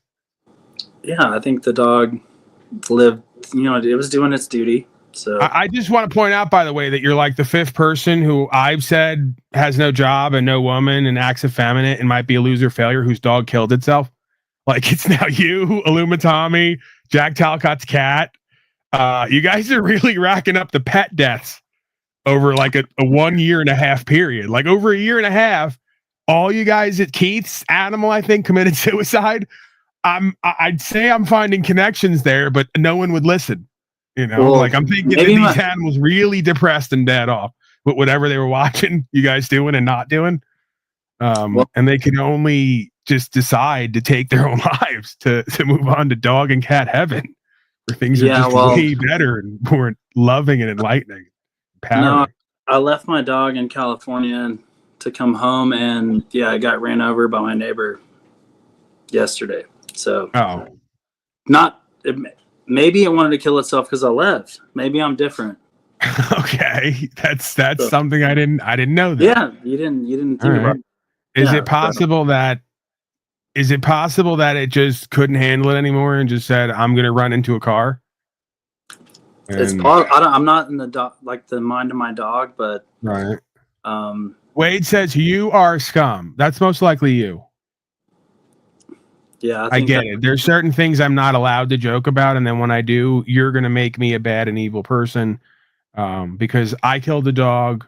I'm a bad and evil person because I'm doing a broadcast and I'm not like crying over the dog and things happening, and I have no empathy. So I'm a horrible person. I get it. He was definitely talking to you. Yeah, but I could be scum too, though. Actually, it's possible that I could be scum, but I try not to be. Yeah, again, we're not on a Zoom call here as much as it looks like it, and I'm doing a broadcast, and there's kind of a veneer, and I like to kind of keep things light or moving or funny until we're going poignant. Okay. And so, like, you don't give me much to do with the dog died yesterday because I'm like, yeah, I know. Yeah, I agree. Oh, sorry, Jeff. The dog died. Man, that's rough. We have services for the dog coming this week if anyone wants to pay their respects. They want me to do a eulogy here. I'm doing a broadcast. They want me to do a eulogy for Jeff's dog. Instead of trying to roll with it and make it into something. We're at the diner now, and I'm a horrible person because I'm laughing at you and your dog. I don't take offense. You don't, because you, I think, start to get the difference between maybe Paulie Boy in a regular, in quotes, scenario situation versus here for obvious reasons. Not that I'm necessarily the most empathetic person, I guess, or sympathetic. I can be empathetic in the sense of seeing what other people are experiencing and putting myself in their shoes. Sympathetic, not so much. So I'm not going to pretend that I am. We might go out to Denny's, and in between the moons over my hammy, I may crack a joke about the dog. Because, hey, we're all here. We're in a hell realm with Queen Sleazen. Everybody's got to face death. It's part of life. That's a good one. Humor is my coping mechanism. Yeah. Well, I'll let you do you. I just wanted to come up and say hi. And also, I just wanted to ask how you were feeling. You're looking good. I'm feeling pretty decent. I'm still having some pains and some issues, but I have faith that it'll get better if I do the right thing. Yeah. You're still a prick, but I love you. You're an honest. You're honest. You're still a bitch, but I love you too. Thank you. See? The honesty there. We're getting somewhere here. Why can't me and Jack Talcott? Why can't Jack Talcott accept that he's a bitch and let me accept that I'm a prick, and then just live happily ever after? Why can't we just have that?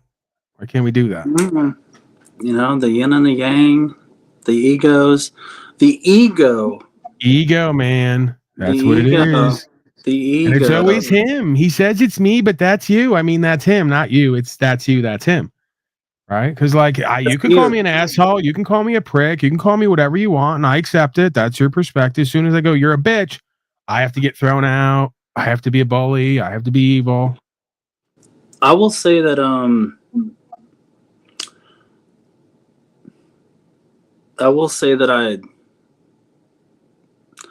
this wasn't what I was expecting. Like I was expecting this like homey feeling coming home, and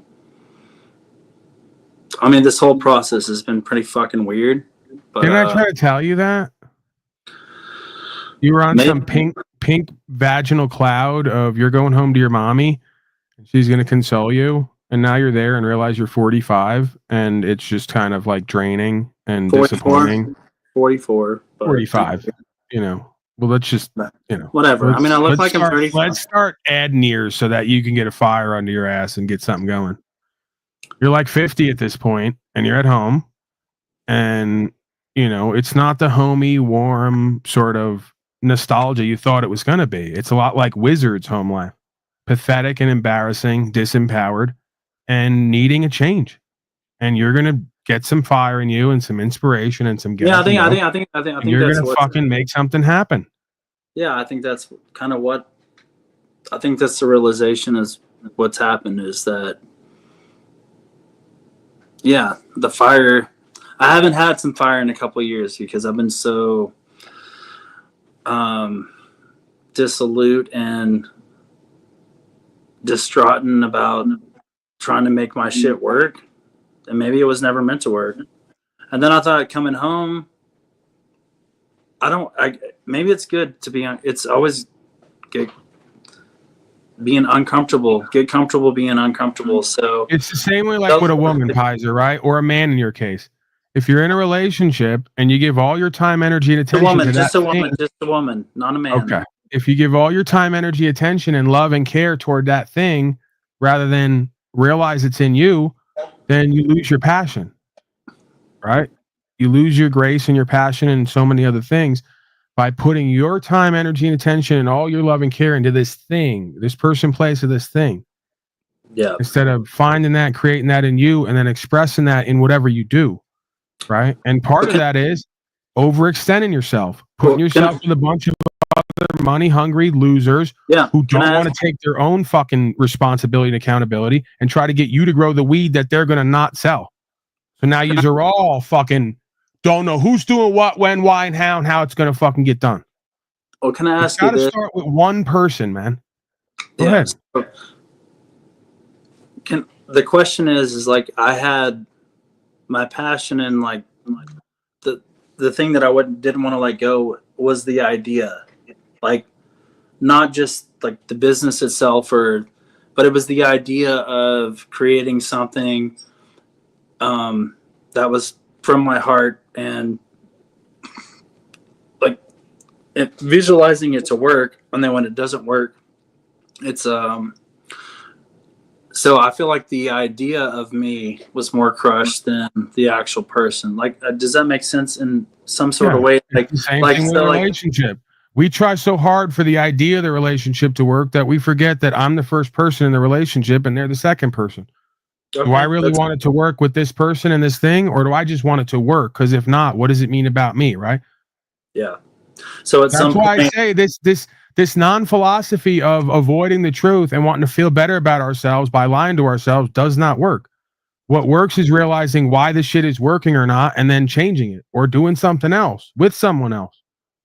Yeah. I mean, probably, maybe you would relate to this a little bit. It's like maybe you try to align with people and then you think it's going to make sense. And then once again, someone else just like lets you down. Like they don't get it. They're not on the same page. They don't have the same passion or even like the outlook on life that you have, or the same vision. And I don't want to like obfuscate or like push blame. Yeah, I wouldn't even go there, bro. Soon as you make it about somebody else, we could talk about that. But when you do it from a feeling place, it's going to take you away from what needs to happen, from my perspective, right? Like you need to realize you let yourself down by getting attached with other people, places, and things, overextending yourself, doing too much, and getting too little out of it. Where if you scaled it down and did it the right way with what you had within your means, and you started slow and a little bit at a time and worked up, over time, you work yourself into that position. You want overnight celebrity like Twista, like everybody does. That's not what's going to make you the man you need to be, just like me or anyone else. What's going to make Paulie Boy or Jeff is 3, 5, 10 years of grinding, actually doing shit that actualizes and realizes you, getting more experience and information and understanding, calling in the people who are meant to be with you. Yeah. It's not just looking around at whoever's there and go, okay, Jimmy, Johnny, and Joey, get on the mark and get 100,000 ready because we're going to overnight celebrity this. Yeah. It never works, bro. Yeah. It leaves you with more problems than solutions. Yeah. The long game is the play, and that's what we don't like, so that's what the fuck we need. Well, the problem is for me is I was hoping it would be a good success, but yeah, I mean, it was a 5-year grind for me for little to nothing, which now I'm having to reconcile or don't say little to nothing. It's not little to nothing. They always say I'm negative. You motherfuckers are negative. Well, it's not little to nothing. You got the experience of stop counting on other people, places, and things. Do what the fuck you can do and surrender the rest. And do it with your all. Yeah. Well, if you went and got an acre of land for $5,000, I don't care if it was in the middle of a hole somewhere, out in the forest, wherever you had to fucking walk to it every day, and you planted your fucking weed and you grew it for 5 or 10 years, and you did something in the meantime, and you perfected your whole life and situation and got a fucking habit down for success, at some point it's gonna hit. It's gonna pay off. Right? Or you're just gonna grow good weed and smoke it for free and make a few bucks here and there and work part-time somewhere else and have a good life. You know, and potentially live free. You know my trip. I can't see how anybody's worried about weed, money, and all the rest of this when motherfuckers ain't free and can't do what they want and aren't doing what they need. Yeah. You know? So yeah, man, it's like, you know, I get it, but at this point I don't get it. And that's part of your journey. You didn't do this for nothing. It took you 3 to 5 years to realize the opposite of what Slack taught and everybody been trying to gaslight you and everyone else. We're stronger and better together. You're not. Well,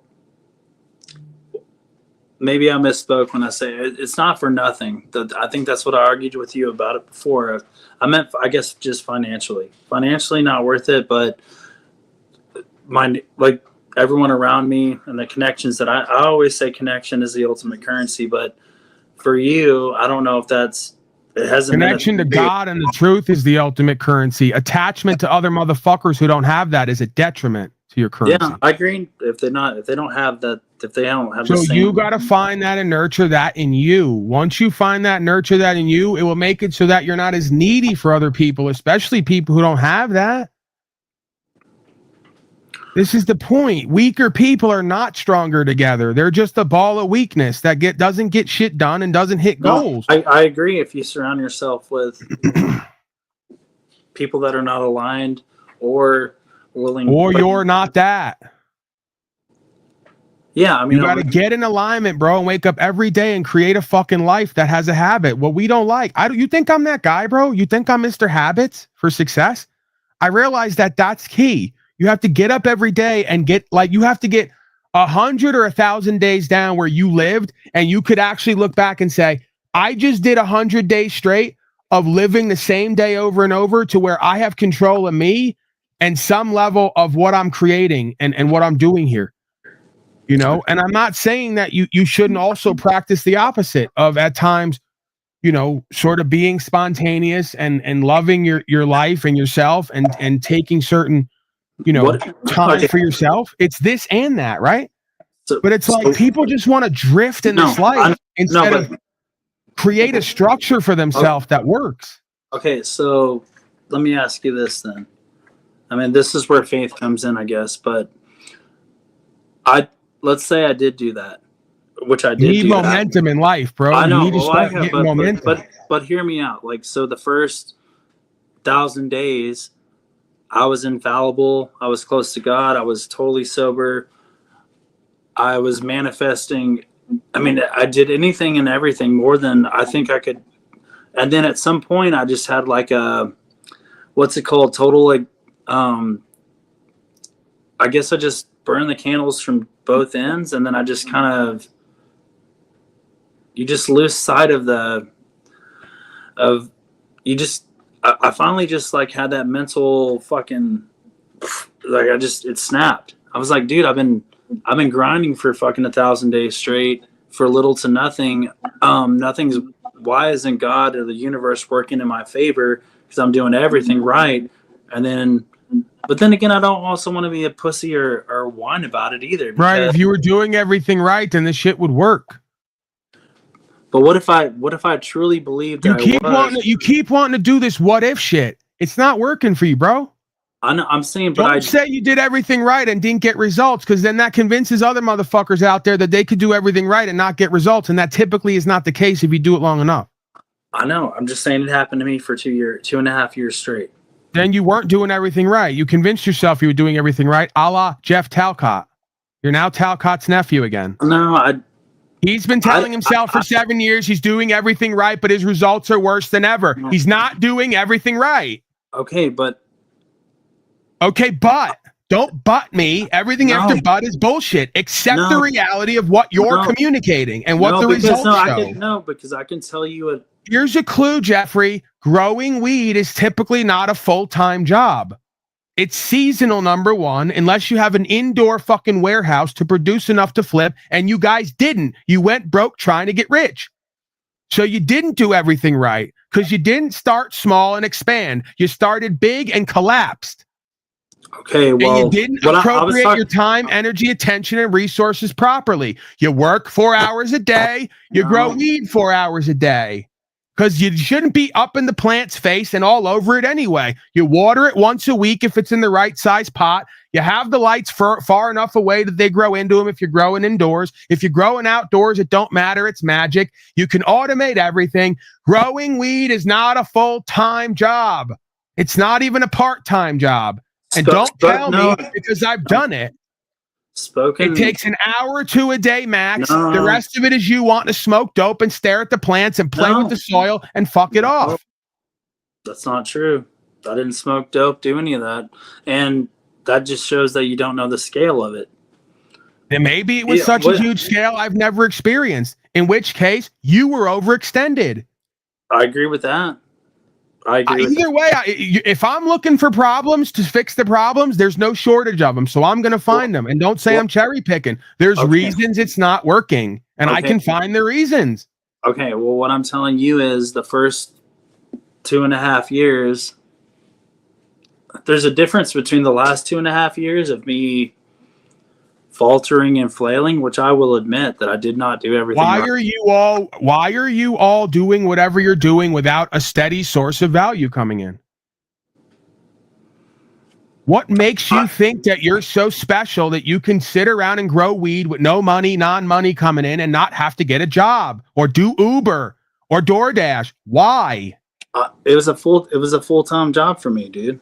It was more than a full-time. A full-time job that doesn't make you any money. That's not a job. That's a hobby. It was my dream, bro. So it's a hobby. It wasn't a hobby for me. A job pays you money. A job gets your rent paid, gets you food, gets you people to not say you're broke. It was a lifestyle for me, dude. So. It's still not a job. You're making excuses and you're playing word games and semantics. Fucking's a job for me, but no one's paying me. So it's not a job because I'm not a porn star. Hello, you're delusional. I could claim I have a huge cock. I could claim I'm a porn star. Fucking's a job for me. I'm a professional at it, but no one showed up with a check yet. Right. I'm just telling you my mental best I could do is Jennifer bring me soup. All right, man. I guess I'm not going to be able to explain it to you. So. You're not going to be able to bullshit me. It's not bullshit. It's just I'm telling the exact truth of what happened with me. You're bullshitting me. A job by definition pays you money. If you didn't make money at it, it's a hobby. I got paid, but I just didn't get paid enough. But I was willing to sacrifice. Then it's a part-time job. It was full-time, beginning part-time pay. Well, I'll give it that for sure. Were you living a part-time lifestyle? No, I was living a full-time lifestyle. Right. You want champagne tasted beer money. You folks don't go live in a tent to pursue your hobbies that turn into a career. You live in condos and houses and everywhere else and do part-time work with full-time resources. I did all that stuff before the big Again, this is so fascinating because there's 50 fucking Mexicans nationwide right now living in a tent 6 months out of the year, growing weed and making profit and having everything they need and then some and working the rest of their time. They're not going to show up here crying and whining and having a bunch of excuses and being delusional. They're not going to do it. They're going to work at Family Dollar and they're going to live in a tent half the time. And they're going to rig up some piping on a hill, and they're going to grow 100 fucking plants. I did all that, bro. So this is where you're speaking out of pocket, because I did all that shit for 2.5 years before I ever started the big grow. I had 2 greenhouses. I lived in a trailer for 2.5 years with only a generator, no power, well water, a porta potty I would go shit in for 2.5 years. So you're speaking out of pocket thinking I didn't understand or didn't work or all I'm getting is shades of Talcott, where he's going to tell me we're going to live whatever lifestyle we're living. We don't have enough value coming in to make ends meet. Money's going out but not coming back in. What makes you think that that's okay and should continue? It's not continued. But anyways, have a good night. So this is my point. It's very Talcottian again. It's Jeffrey Talcott. When he can't bullshit himself and me in the audience, when he can't live in delusion, when he can't make excuses and has to call it what it is, he's going to run from the truth. When do we get to the point where you just say, I put all my time, energy, and attention into a dream that I had and allowed money to go out every day and not work to bring it back in while pursuing my dream, which is how you go broke fast? Ask any artist, ask anyone. If you're not going to live in a tenement and use whatever you got and not pay anything every day and beg for food or work a menial 2-3 hours a day to pay for the basics, you're going to go broke fast. This is common sense. So usually artists, musicians, broadcasters, weed growers, they all work part-time at a regular job to supplement their value, to live within their means, to pursue their hobbies and dreams, to potentially generate value from it at one point, which is not guaranteed at all times, which is why you have to be pretty frugal, even when you do get value, and you have to make good investments, and you have to invest back in yourself in various ways. This is pure logic, morals, ethics, common sense, financial basics. And I just can't get him and others to say it for what it is and call it what it is. They'd much rather call it something else it's not, to their own detriment, meaning it's going to continue. And they think that I'm separate and special from them. How much more let me get did I not get real? Let me get it as ultra real as I could possibly get and see if they still can't get it. Spoiled suburban white, if you want to call it that, child at one point who was selfish and entitled and think I don't have to work and still going to have whatever I want. Not reality, because my father's not rich, definitely wasn't rich then, right? And even if he was, would be a detriment to let me continue to live off him and not cultivate my own talent, skills, abilities, life, and career. You got to figure it the fuck out. You got to make it work. You got to fucking hustle. You got to manage. Here's the most important part. Time, energy, attention, resources. We have to learn time, energy, attention, resource management, which we lack because all of our lives we've been running from responsibility and accountability so much that when we're given something or someone or anything, we don't know how to fuck to manage it. That's part of life skills. So we can fucking cry about it. We can sit in our feelers. We can project and deny and reject. We can be ignorant and arrogant, selfish and entitled, delusional and denial, or we can fucking take life on life's terms. And we can take Paulie on Paulie terms and Jeffy on Jeffy terms. And recognize who a motherfucker is, what's their weakness, and what strength we need to impose to tighten the fuck up. Are you kidding me? Stop the fucking cap, stop the cope. It's not working for you and others. If you really want to be successful in yourself and in this life, you're going to have to get real with yourself and life. And you're going to have to really apply yourself with that realism to yourself and life. You're just not getting it. What they keep calling angry here is passion. It's what get things done. It's called get up and go. It's called activated. It's called focused. It's called inspired. You folks don't have that when you show up lukewarm and half-assed and making excuses. And it's why you're not successful. It's why when you show up at boot camp, there's someone there who has this fucking haircut pretty much, is talking the way I'm talking, is on fire, inspired, and focused, and is gonna be successful and complete the motherfucking mission. And I'm not talking about something that is a default for me. I'm talking about something that has been a fault for me, that I've had to cultivate a default mode for. Ask my father or anyone in my life. I was the opposite of a get up and go inspired person. I was a fat, lazy, procrastinating, entitled, selfish bitch. The same type of ones I'm looking at today in various venues and forms. And it still lives within me if I let it be. I work and practice and challenge myself to move around it daily if I let it be. How much more direct and unified and bonded in truth could I be than telling you I am you? You want to go beyond I love you? I am you. That's a different level of conscious and awareness than just telling a motherfucker or feeling you love somebody. When you recognize I am you on various levels, if not completely on the highest level, pure conscious and awareness, having a human experience we call Paul and Jeff. And the same inherent hierarchical value and power systems and dynamics apply to both of us. And the same results happen or not for both of us for the same reasons or not.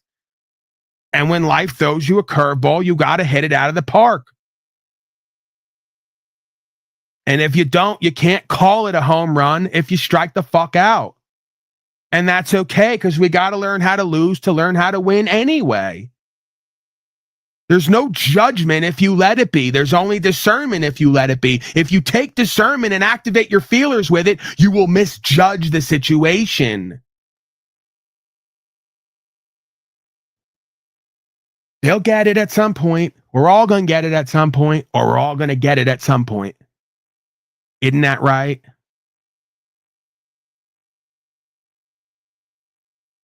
Let's go Savset, courting. This is the courteous segment. Because I'm oh so courteous. The word that they pronounce is courtesy. It's actually spelt and pronounced courtesy. And it has nothing to do with being nice, kind, and polite. Once again, folks misunderstanding words and terms and then believing Mr. Webster when he redefines the words and the terms, when the meaning is oftentimes in the word and the term, and it's ignored for a modern day or corrupted definition. Courting is courting. It's based on orientation toward justice, truth, and facts. It's got nothing to do with anybody's feelers. Savsit competency update highlights. Let's go. I don't have any contract with a public defender's office. You what? I don't have any contract with the public defender's office. You don't have a contract with them? Correct. I'm defending myself. I told him I would notify the court that I relieved him of any implied obligations to this case. So you're going to represent yourself? Correct. Okay, then you need to be here now. Well, as I told the court, I requested a Zoom hearing because I have COVID. In a vehicle with a hat on, no mask. Have you been to the doctor regarding the COVID diagnosis? It's against my religion. I want you here. When's our last block? 3 o'clock today. Wear a mask. I can't make that. Is there a later date? Oh, yeah, you can. 3 o'clock. 3:30, I can make that. I'll be here at 3 o'clock. Well, I'll be there at 3:30, and if there's any issue, then Okay, and at 3 o'clock, I may issue a bench warrant. Be here at 3 o'clock. I'll pass this matter. Thank you. There's no bench warrant to be issued because this court didn't have. Okay, I'll determine that at 3 o'clock. The court See didn't you at have. 3 o'clock. This court does not have jurisdiction. You're welcome, Mr. Feaster. Cut his line. Let's call the case, People State of Michigan versus Tariq Day. How do you wish to proceed on this matter, sir? First, I want to like an oral motion for dismissal based on the fact of the lack of probable cause and also the lack of a personal and subject matter jurisdiction based on the fact that this is a trust matter from the name to the private conveyance that was stolen by the third party, Wall Street Towing, and impounded on the colorful law actions of Officer Trowbridge of the Washtenaw County Sheriff's Department. With the state of Michigan being a fictitious entity and there's no injured party, there's no crime that has been committed. Done. Finished? Oh, no, actually, I was also moving to place you and the clerk as fiduciaries over the trust. Well, you will be doing nothing to me and nothing to my clerk. So I don't understand what you're saying. I know you don't understand. But you all will be served with the proper documents and the taxes. I never pleaded demur. You stood mute, you stood demure. You don't even know what that means. You're just using words and have no concept as to what they mean. Don't play word games with me. I'm not playing. Mr. Allen, not play word games with me. You're playing with the wrong judge. You can smile and smirk all you want. I'm not trying. I'm giving you your warning. I would like to first have a jurisdiction hearing. What kind of jurisdiction here? Personal and subject matter. I mean, I was on the call. I've heard you give multiple counsels extended times. So what is the bias? I have no bias against you, sir. Is there anything else? I said what I need to say. Pardon? Am I waiting for paperwork regarding the next? No, you may leave. Court does call the case, People versus Tariq Day. I am Tariq Smart Tariq Day, the executor of the Tariq Smart Tariq Day Living Trust and the registered owner of the Tariq Smart Tariq Day Ex Relatione Kingdom Wilson Estate. Charged with the offense of fleeing and eluding in the third degree. That is a felony punishable by up to 5 years incarceration and or $1,000 fine plus court costs. Do you understand that, sir? I comprehend. Do you understand? I comprehend, yes. You will be required to abide by the Michigan court rules. You understand that? I do not. You do not. What is it about that you do not understand? It's against my religion to adhere or to assimilate to any statutory. Sir, I'm not asking anything about your religion. Well, according to the American Declaration on the Rights of Indigenous Peoples, as well as the international or the United Nations Declaration on the Rights of Indigenous Peoples, the state and the governments should. Sir, you have no authority for what you're about to state because what you're about to state is incorrect. Do you understand that that's what's happening, sir? I do not. Because I'm going to tell you something, sir. If you are unable to establish or understand what I'm saying, I have to assume that there may be some reason why you don't understand. This court will take precautions to protect your rights, and I will be sending you for a competency evaluation to make sure that you are competent to stand trial and to stand in these proceedings. Well, I would agree to a competency if the prosecution as well as the court and the officers agree to take a competency. That's not the way it works. You don't get to make the rules. I'm not. I'm ordering a competency. I'm not making. Defendant is ordered for a forensic evaluation. I will set a competency hearing in this matter for July 25th. Now, sir, I'm going to ask you this. Yes, sir. Because it's going to depend on where you may be staying for a period of time. Are you going to cooperate and attend that interview? Under threat, duress, and coercion, yes. Pardon? Under threat, duress, and coercion, yes. No, it's not how it works.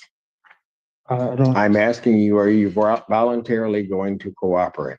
I say yes. I will take the interview. Excuse me? I will take the interview. This time then bond is continued. Young man, you're going to That's it. figure out something. We're playing by my rules, not yours. So you do not say anything because you're going to figure that out real soon. Court calls the case, People versus Tariq Day. Warren Brown, Deputy Public Defender, appearing on behalf of Mr. Day. I believe Mr. Day is appearing by video. Mr. Day, could you state your name for the record? Tariq Day. Thank you, sir. Today is the date and time set for the competence review. Did you guys get a new report? I believe I did contact Ms. Hughes. She sent me a copy of the updated report. I was able to review it, and we should have I have an order. Yes. I don't see a copy of the report. I don't have a copy. From way back in September. I do. That's the one. Okay. That's the one. So there's no other additional We evidence? have no further evidence to present. All right. And nothing else on the people? Thank you, sorry, nothing else. All right. Based upon that report, the court would find at this time then that the defendant is competent to stand trial. Because specifically, the court would indicate that the defendant can understand the nature and objects of the proceedings against him and can rationally assist in his. And you potentially just gave them jurisdiction because you guys want to prove you're competent in a legal society and legal system. You don't want to be competent in a legal society with legalese and a legal system. And you're also not, whether you want it to be or not. So keep letting them trick you into that. I'd rather them say, I'm not competent. I don't understand the nature and the cause of this because you're claiming that code governs me when the Supreme Court has ruled that man is only subject to the laws of nature, absent some public safety threat, direct threat to the public. So I'm not competent in legalese. I'm not competent when it comes to legal process. I'm not competent in any of that. I'm based in common sense. And I'll ask, hey, don't I get a right to face my accuser in any system? Legal, lawful, whatever? Yeah, okay, then that's all I need to know. I'm sticking on that till the end. You don't produce the claimant or the victim, I won't be back. And if I do come back, it's only to hold to that. And I will not voluntarily move forward with any of the proceedings until that burden of proof is met, among other aspects of the procedure. So that's like step one, day one, 2,000, 5,000 years ago around the fire. We're all in loincloths. Someone says Pauly Boy's doing wrong based on some code. Who says that I'm doing wrong? If you can't produce that person, I don't know what you guys are doing, like sorcery, some kind of like voodoo. You got some kind of voodoo doll you're doing. I don't know what's happening, right? So I'm not competent in anything other than common sense. It would only make sense to me if you're claiming I did wrong to somebody. There has to be a plaintiff, a claimant, right? So if we're not going to produce that person, then I don't see how we could move forward with this. This must be some kind of a hallucination, some kind of a fraud. I don't know what it is. The only people who are competent to stand trial at administrative court are people who are members of the legal society. I don't need to be competent to stand trial in legal process to be competent as a man and be able to understand the facts and use common sense and logic and ask questions. Defense, therefore, the defendant is deemed competent. And now we would respectfully request that the probable cause conference be set. All right. 2 weeks out work for you? Yes, please. All right. I'll set a probable cause conference then for December 19th, 2024, 9 a.m. Bond continued. Thank you. I have a question. Yes, sir. In regards to the competency hearing, it was not only to see if it stand trial, but it was more so to make sure that the court felt I was competent enough to defend myself, which is still my stance. I think what he's saying is that he wants criminal responsibility. Is that what he's talking about? No, there's not criminal responsibility. Request or assessment. Okay. But Mr. Day, if you contact our office, we'll let you know. We'll answer your question. And if you're asking to represent yourself, which I believe that's what you're asking to do. Oh. Mr. Day, is that what you're asking the court Yes, to allow correct. you to do? So we can have some conversation. Okay. Right. So you guys can talk about that, Mr. Day, if you're going to represent yourself, or if your decision is to do that after you talk with the public defender's office, you'll need to appear in person on the 19th. It will not be over Zoom. Is there a reason for that? Yeah. Well, first of all, because I said so. And secondly, if you are going to appear, you are the defendant and you would then be counsel. So I want somebody before me. So you already know that this guy thinks this guy's in his jurisdiction because he's talking to him like a hoe, like a pimp talks to a hoe. Daddy, why should I be back at 3 o'clock? First off, bitch, because I said so. Then we could go to maybe some logic that I don't have to give you, because when I tell you to do it, you do it. I don't have to give you logic. I don't have to substantiate myself to you. So we're pimping and hoeing. You're already in the jurisdiction. It's already going to go bad for you at that point. You shouldn't even be talking, because this is why. You start talking, you start taking tests, you start signing papers. They got you already. Now he's going to talk to you like a hoe. And when you don't do what he says, he's going to have you lock the fuck up. So again, the administrator's third party and impartial. He's there to make a decision on the facts of the matter. If he goes from that position to telling you what the fuck to do and moving the whole court, he already believes he has jurisdiction. Because default position is under court of record rules, even though these aren't official court of record, they're all supposed to be a court of record. Another reason it's a fraud. They'll say we're recording the proceedings. That's not a court of record. Power to fine and imprison, no appeal, and moves under the common law, if I remember correctly. That's the most important thing. Every court on this land we call America is supposed to be a court of record. One of the aspects of court of record moves under common law. These are administrative private courts. So if you don't establish or retain your equity, status, standing, interest in the matter as the only man in the fucking room, you're now arguing with the court, and the court consists of, I guess, someone who has to play the king or the sovereign. That would have been you if you knew who and what you were and how the court moves. But now it's him. He's going to presume to be the king, and you're going to be some subject, and you're subjected to his will and his whim, because you've completely got arraignment. So it isn't about being belligerent and combative at all. It's about establishing trust, equity, and faith, your status and standing, interest in the matter, doing it on paper, and shutting the fuck up and not playing into their games. It's the same thing over and over again. Calling yourself Tariq Dada BB Bay isn't going to change the outcome. He knows you're a bitch. He knows you don't know who and what you are and what you need to be doing in life. He knows when he asks you who and what you are, you don't make no fucking sense, and you mumble and stutter and act like you don't know where you are. So he's going to rein you in and take control of the situation, just like I do here. Same deal. And it doesn't matter what you think and feel and say and how you say it and all the rest of it. If you knew who and what you were and not, if you had results, if you were working in trust, equity, and faith, if you were dedicated and a disciple of God, unwavering, this wouldn't be a problem for you. Maybe on the first time, not on the 50 fucking time. Okay? So again, it's something to be said for when someone checks the docket or someone deals with somebody and it's the first time and we haven't been doing this. It's something else when you have an established track record, you're 40 and 50 fucking years old, and you want to be delusional and denial. And you want to show up the same fucking way every time with the same garbage and mumble it and bumble it and stutter and all the rest of it. If you ain't got some kind of condition, there's no reason you should be showing up that way. The only reason is you don't give a fuck about yourself and life and your reputation and how you present. Because if you did, you'd stay up all fucking day and night talking to yourself if you had to, so you could figure out how to show up at court and fucking rap and make them believe it and make them see it and feel it. Or shut the fuck up and put it on paper and make them see it and feel it and believe it.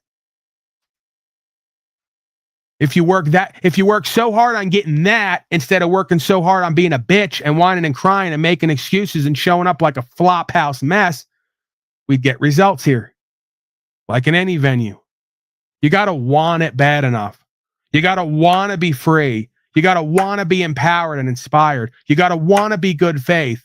You got to want to be a fucking child of God. You got to want to uphold the law and have your fucking rights seen and felt and understood. And you got to practice the art of living in a way to where when you show up in any venue, people fucking feel you and believe you. They don't go, oh, another jerk off who's going to come here and play fucking power games with me and insult my intelligence. It's patently see-through. I have the same experience here that this black administrator's having at court. Color aside. We're all having the same experience. You're going to show up, call yourself something you ain't, redo your family and given name, try to fucking obfuscate and deflect, mumble, stutter, bumble, pass off some lukewarm, half-ass, weak-ass crap, and guarantee that he's half poor and broke because he squanders every fucking opportunity he gets. Same fucking thing 9 out of 10 times with all of them. And you wonder why the administrators present the way they do. You wonder why Paulie Boy started presenting the way he does and dealing with folks the way he does. Because it's just too damn fucking obvious what's happening and what's not happening.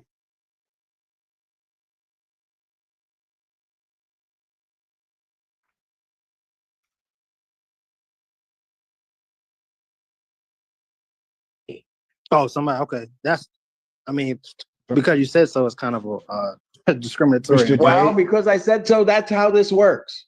Mr. Dave, I'm done. Bond continued. I'll see you guys on the 19th. Right. You already signed the paper. You already signed a bond. No wonder why. Of course you're in jurisdiction. You signed a bond already. He's laughing. You don't see him laughing. He's not mad. He's not hating. He's not angry. He's none of that. Like me, he's got half a smirk and half talking right into your spirit about what is. Just a big game. Till the consequences get real. So is it a game? It's a game, non-game, right? Everything's a paradox that can be resolved. We're all just playing till we're not. That's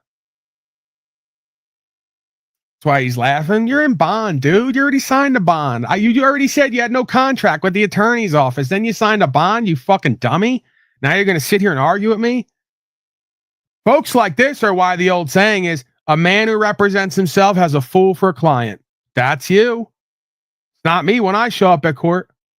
Judge don't laugh and giggle. They want to know who I am and what I know. They want to ask me questions. Once I start putting shit on record, they start looking around like somebody just farted in there or let a bomb off in the room.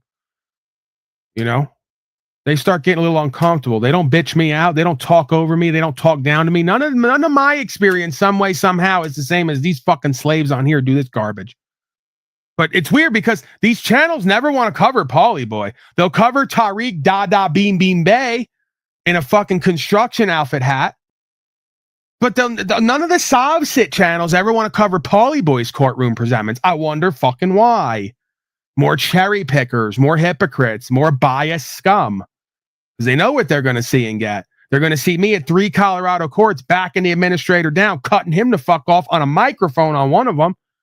And the clerk and all of them running from side to side, not knowing what to do and say, and running out of the room. They don't talk down to me. They don't threaten me, and they don't fucking cut me off. I've cut them off at times because we got established facts. And I make it clear, with all due respect, excuse me, but what you just uttered onto this record is not correct from my perspective. You want to call it an objection, whatever else, I don't need to say objection. You know I object. Because I'm interrupting you because you want to lie on an open court on a record, and I'm not going for it. Just like I don't go for it when people talk to me on panel. I do the same thing on panel I do at court. Soon as I hear some bullshit that emanates from a root cause of what I know what it is, I'm going to have to stop you there for a second. Because we're here for the facts of the matter, right? And then if I get pushed back on, I said, okay, you want to play the game and let you speak and then I'll speak. We could do that. I'm not above that. You go ahead and lie. And then when you're done, I'm going to correct the record and put it on record. And then I'm going to go. If you want to play the power game, right? Because that's all it is a power game. I don't mind you cutting me off if I'm talking some shit that ain't accurate. And I don't mind cutting motherfuckers off when they're talking some shit that ain't accurate. That's it. So real players, real recognize real. When they're saying some shit that they know they're trying to run games and gaslight, and they can already feel, because they can read. Pimps can read. They know a hoe when they see and feel one. They know a man when they see and feel one. So they don't cut me the fuck off, and they don't get mad when I cut them off. And they don't even try to threaten me because they know it ain't going to move me. Guess what? I'm not stopping doing whoever I am today or the next 100 days because you want to threaten me with contempt. So don't even try it. They don't even have to fucking try to press my buttons because they already feel it coming off me. It's not going to work. They only try that with you bitch ass motherfuckers who they know you're not resolute. You're not disciplined. You're not dedicated. All they got to do is kick up some fear in you and you'll alter how you present and what you present about. When you got it like that, or you're on the path to getting it like that, they fucking know it and they smell it and feel it all over you, just like a bitch does. You don't think an administrator does? They feel it. They know it. And they're not going to play with it the same way they're going to play with some other bozo. And if they do, they know what they're going to get. The real shit in their face all day, every day. And they're going to have to look at it and try to explain it. And it ain't going to be easy. God is real, says I'll sub to the guy and jump on someday. Salute to you. Salute, like Slow State says. Salute. Very masculine man, Slow State, I must say. All right, I think I'm out of here. This guy spends most of his time talking about other men. Prove me wrong, you bum, timing me out. Hit the link and get up here. I'm not interested what you think. I'm not talking about other people. I'm bringing other people's experience up that I've had with them or that I've witnessed to talk about the truth behind all of our experience. Dumbass. And if you got blocked, that's probably why, because you're too fucking retarded or disingenuous to call the move and the shot the way it really is. I don't need to talk about other motherfuckers. Give a fuck about them as people with their dysfunction and nonsense. I'm talking about other people because, like they say, small minds talk about other people. That's you. You're talking about me right now constantly and in chat. I'm bringing up other people and our experience because it points to one truth, one life, one way. I'm talking ideas and using people and a storyline as evidence of the idea, much like the scripture. I'm rewriting my own Bible here biblically. There's characters. We've witnessed them. They're witnessing with me and me with them, and our experience has pointed towards certain dynamics. Those dynamics point toward God or whatever else is going on here. And then we can make the discernment, the judgment, and have the conversation. Stop making false equivalizations and equivocations, because that's all you guys do. You either can't see nuance and context, or you're too fucking disingenuous to see it and call it out for that because you want to play power games.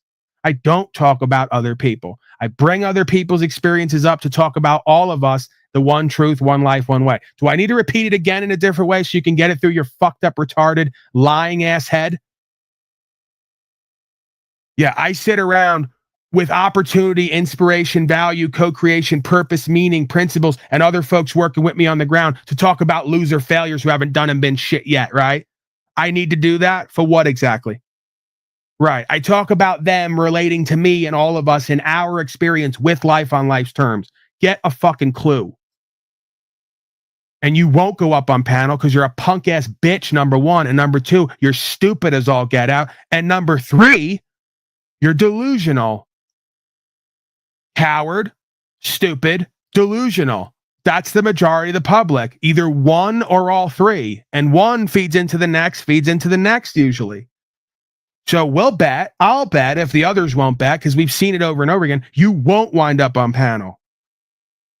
You'll sit in the chat and you'll talk the way you do, and you'll be judged for who and what you are and the way you live and talk by God and by everyone else. And that's the lot and position in life you'll occupy potentially forever while projecting onto me and making excuses. You're nothing new, sir. You're just another in a long line of loser failures who can't get the move and know the shot.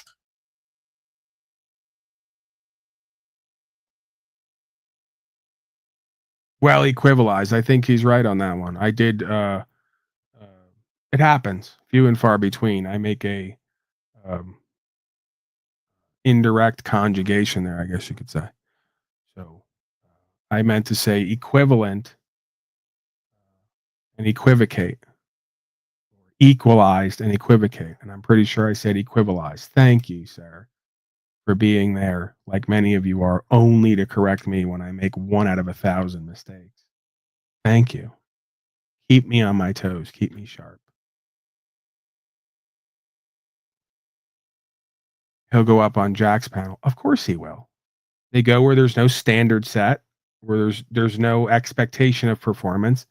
There's no interest or entertainment. There's no status, standing, empowerment, or inspiration. Of course, they'll go there where loser failures are abounding and where we identify with loser failuredom, and we call it enlightenment, right? If you never try, then you can never really lose. And then you can just call yourself a winner because there's no difference between you and everyone else, right? In your delusional mind, cope session. Right. Of course they will. We like that. That's entertainment for us. Don't you get it? I'm not mad about it. I'm entertained by it like so many others here. I literally unloaded all my trash to all these places. Freed myself up. Made it very easy to come here and do what I do. Now all the loser, failure, trash going nowhere is everywhere else. I can witness them. I can bear witness with them. I can go there if I want to interact, or I can just watch and be entertained and see how many people come out of their confusion and chaos, delusion, and denial, or just continue it indefinitely. I think it's great.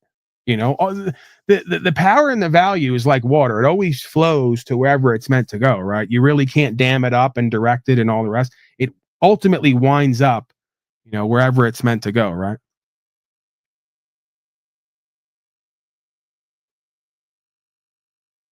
What is your bio? I'm not sure what that means. If you want to have questions, comments, and concerns, you can come up, ask me all the questions you want about my background and life story, and I'll entertain it. I'm sure the majority of folks who've been here for a while have heard enough. I'm sure quite bored with hearing about me and my life beyond how it relates to them and the rest of all of our lives and purpose here. My biography, I'm sure, is over the past 3 years been talked about enough to where folks are over it, kind of tired of it. But I'm willing to entertain it. Once again, you know, if you get something out of that. It's an interesting story. I'm just saying it's been told enough here to where I don't feel the need necessarily to do it again, but I will if you'd like me to. You know, fulfill some time. All right. Jennifer's going to be back soon. I'd like to kind of get prepared here and get ready to put it on her, you know, shake her old bones a little bit, give her, break her hip potentially with this new hot bikini ready body of mine. Beach season's coming soon. Many thanks to contributors and supporters in various aspects and ways. You're a blessing to I. I'm thankful and grateful for you every day, and I'm motivated and inspired for you or by you. You can tell that I'm on 28 days of no food because there's certain words that are not I'm flowing and I'm there, but I'm motivated and inspired by you to show up here for myself and others. And I probably would anyway, but it's always sort of a comfort and a source of inspiration and blessing. You know, it makes me feel like I'm doing the work some way, somehow, or that I'm providing something of value. That's an experience that I'd like to continue. I'm also philosophical about the fact that everything runs its course. And potentially, the more that dies down at times gives me an opportunity, right? It's not a time for woe is me or feeling like lack, you know, it's still be thankful and grateful and maybe do more in other ways. That might be, you know, I've been feeling that for a while, right? And I think that being on the land is part of that. Doing work in different ways, generating value in different ways other than just here. But yeah, this is something that I think I'll always enjoy and get something out of. If nothing else, just have a forum to kind of tap dance a little bit, play with myself, so to speak, in public, freaky like that. Yeah, the medium. It's an interesting medium. Broadcasting, spoken word, performing, orating, however you want to put it. Interesting process to be part of. I guess nothing but opportunity to grow with or in or formulate something to present in a different venue. Maybe I need a special. I got to start hitting the stage with Brian O'Shea, traveling the nation, putting some material together and getting a special going. Oh, well, so much to do. So little time. Do so much and still so much would be undone. Maybe just the legal. No, I get what a lot of you want. I get that. That's not lost on me. All right, relax. They think they got Paulie. If you could just focus on like going to court more, getting arrested more, getting results at court, and like suing people and giving us the outcome, that'd be great. Thanks. Yeah, I know. It's not lost on me, and I'm okay with that. See, that's why I'm okay with that. Like I don't necessarily need everyone to love me or like me or show up for my hacky jokes. And bullshit impressions or whatever else. I actually do some pretty decent impressions, if I could say so myself, but whatever. Toot my own horn, toot toot. Yeah, I get it. The majority of folks who come here met me for legal and lawful. They're going to continue to see the most power and value for legal and lawful, and I'm okay with that because, quite frankly, that's one of the most important things here. Rights, freedom, principles, spiritual faith. The rest is really extras. We're going to make America great again. That's how you make a great man, is by embodying and pursuing and activating these aspects of self. So, I'll never leave you in the lurch on that. I get that that's my non-service that I'm doing here, and I'm kind of tasked by God or the universe to do that. And that just allows sort of us to have a tangential sort of continuous experience that provides various pieces of content and is always a source of power and value. And a way to prove concepts and get results for the individual on the ground. So that'll be an ongoing story probably for the rest of my life. I'll probably always play a position of counseling with people, either publicly or privately, on legal and lawful. And I'll probably always be getting arrested or suing people, upholding the law and exercising rights and civilly disobeying, I would think, to some degree. You never know. But I've prepared for that. Don't worry. Got that. So there was no dramatic court case. That was all hyperbole. I don't know what you're talking about. I've been arrested. We've been over this. Go do some damn research before you say this shit. Tired of having to repeat myself here. It's all I do here is repeat myself because there's constantly people leaving, coming and leaving and asking the same questions or saying the same things. There's been half a dozen court cases that I've gotten dismissals on, including warrants and whatever else wiped from the record.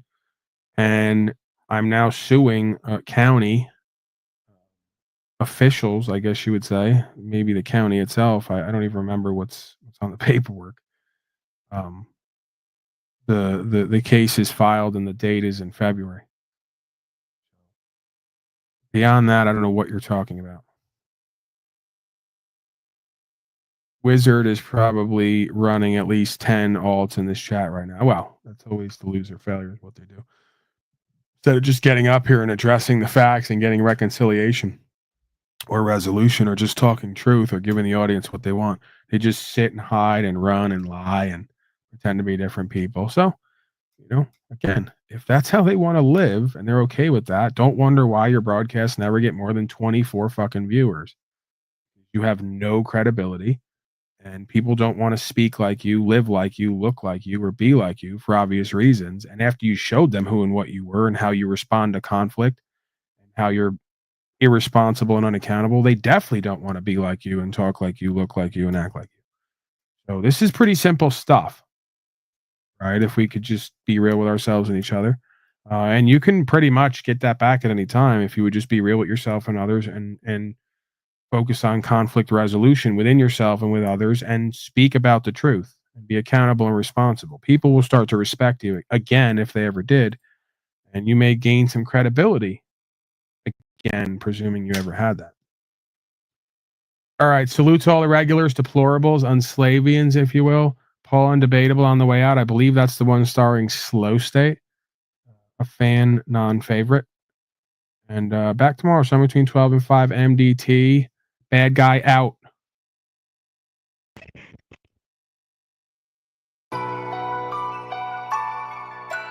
It's not about an uprising. You're not getting it. There's no uprising. I'm way quieter there than I am here. I'm not dealing with a bunch of incompetent, incapable infidels. They're just corrupt, and they know who to be corrupt with and who not. I'm passionate about the truth. I'm confident in my knowledge of self, if nothing else, and my ability to convey that. Full stop, nothing before or after. I'm not interested in what legal and illegal is. I'm not a member of the legal society. I'm not even a member of the law society. There's two of them for a reason. I uphold the law. I'm not interested in legal policy and code. You don't know what you need to know about legal and lawful common law, and just by speaking, you get yourself wrapped up in their jurisdiction. The common law is still the foundational law of the land, and it's based on universal law, and it's codified in the contract you call the Constitution, and enumerated, delineated into two jurisdictions: protected class and privileged class, private and public. That's all I need to know. I'm a very simple man. You swear in a Bible at court for a reason.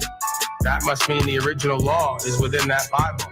So if you can interpret that original law properly and convey it properly with the proper countenance, you will be free from latches, vice, and bondage, as the word indicates. I'm not going to sit here undoing you from your worldly left brain, mind, and heart control, because you don't understand the right brain intuitive concepts of life. You don't understand the metaphysical concepts of life. You don't understand the ideologies and philosophies that are the precepts of this system.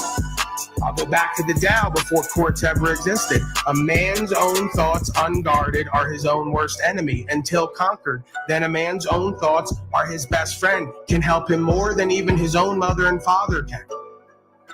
All you understand is worldly power, value, and systems. You don't understand the inherent hierarchical power and value systems that give way to everything that we see and experience here. You're lost, broken, confused, projecting onto me, and I'm having to be your daddy to explain how the universe and its laws work, and you're not even paying me, nor are you thanking me. You're hating on me while asking me to do it. It's bizarre. Yes, the words mean something, and the position means something, and the status means something, and you just don't get how it all comes together and how it works. I do, though. You don't. And that's where we're going to let it lie. You claim you do. I claim you don't. I'm laying out my understanding. You're not laying out yours beyond what they've told you. And we're going to let it lie there, and the people can make up their mind like they always do. Do you want me to lay mine out? I will. Sure, go ahead. I'm sure I've never heard it before. No, I can see. That's why it doesn't, nobody's helped by, I know how being a defendant is, and I know that there's a difference between law on the books that the guys with guns hold you to, and philosophy. You are accountable to them, because if not, they'll just come with guns and get you. So the fact that you don't understand what that means, yet that is the window into how this all works, is really not my problem. I can't understand it for you. And for you to sit here, go ahead, waste our time, energy, attention telling me how you think it works based on what you see, when we already know you're the type of person who looks and does not see. There's an etymological sound understanding that is spoken about. The origination is common lore, because all of law and philosophy is passed down orally, not the way you would want it to be, spoken, okay? And through that understanding, we get courts and codifications and legislation. So you might want to do another 5 years at least, another couple thousand hours of study on the origination of law and lore, how it all comes down through the matrix system that we experience on the lowest, most worldly, earthly level, and really put the pieces together about how this all came about.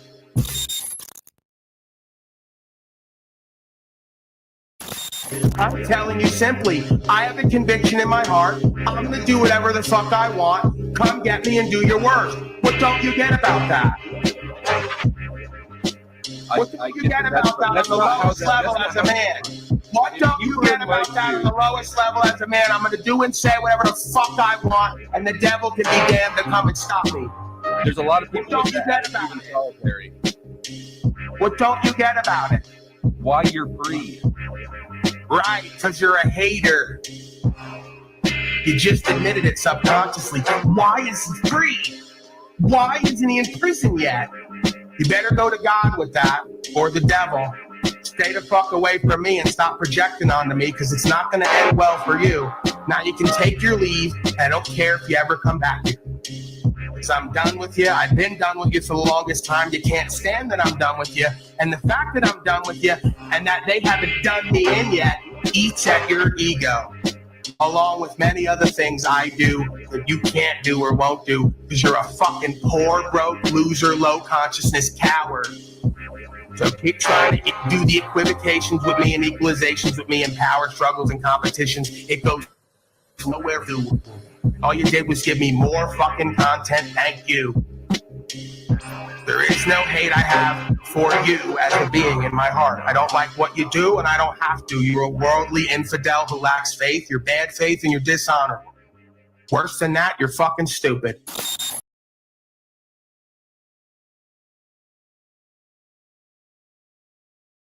Listen to me.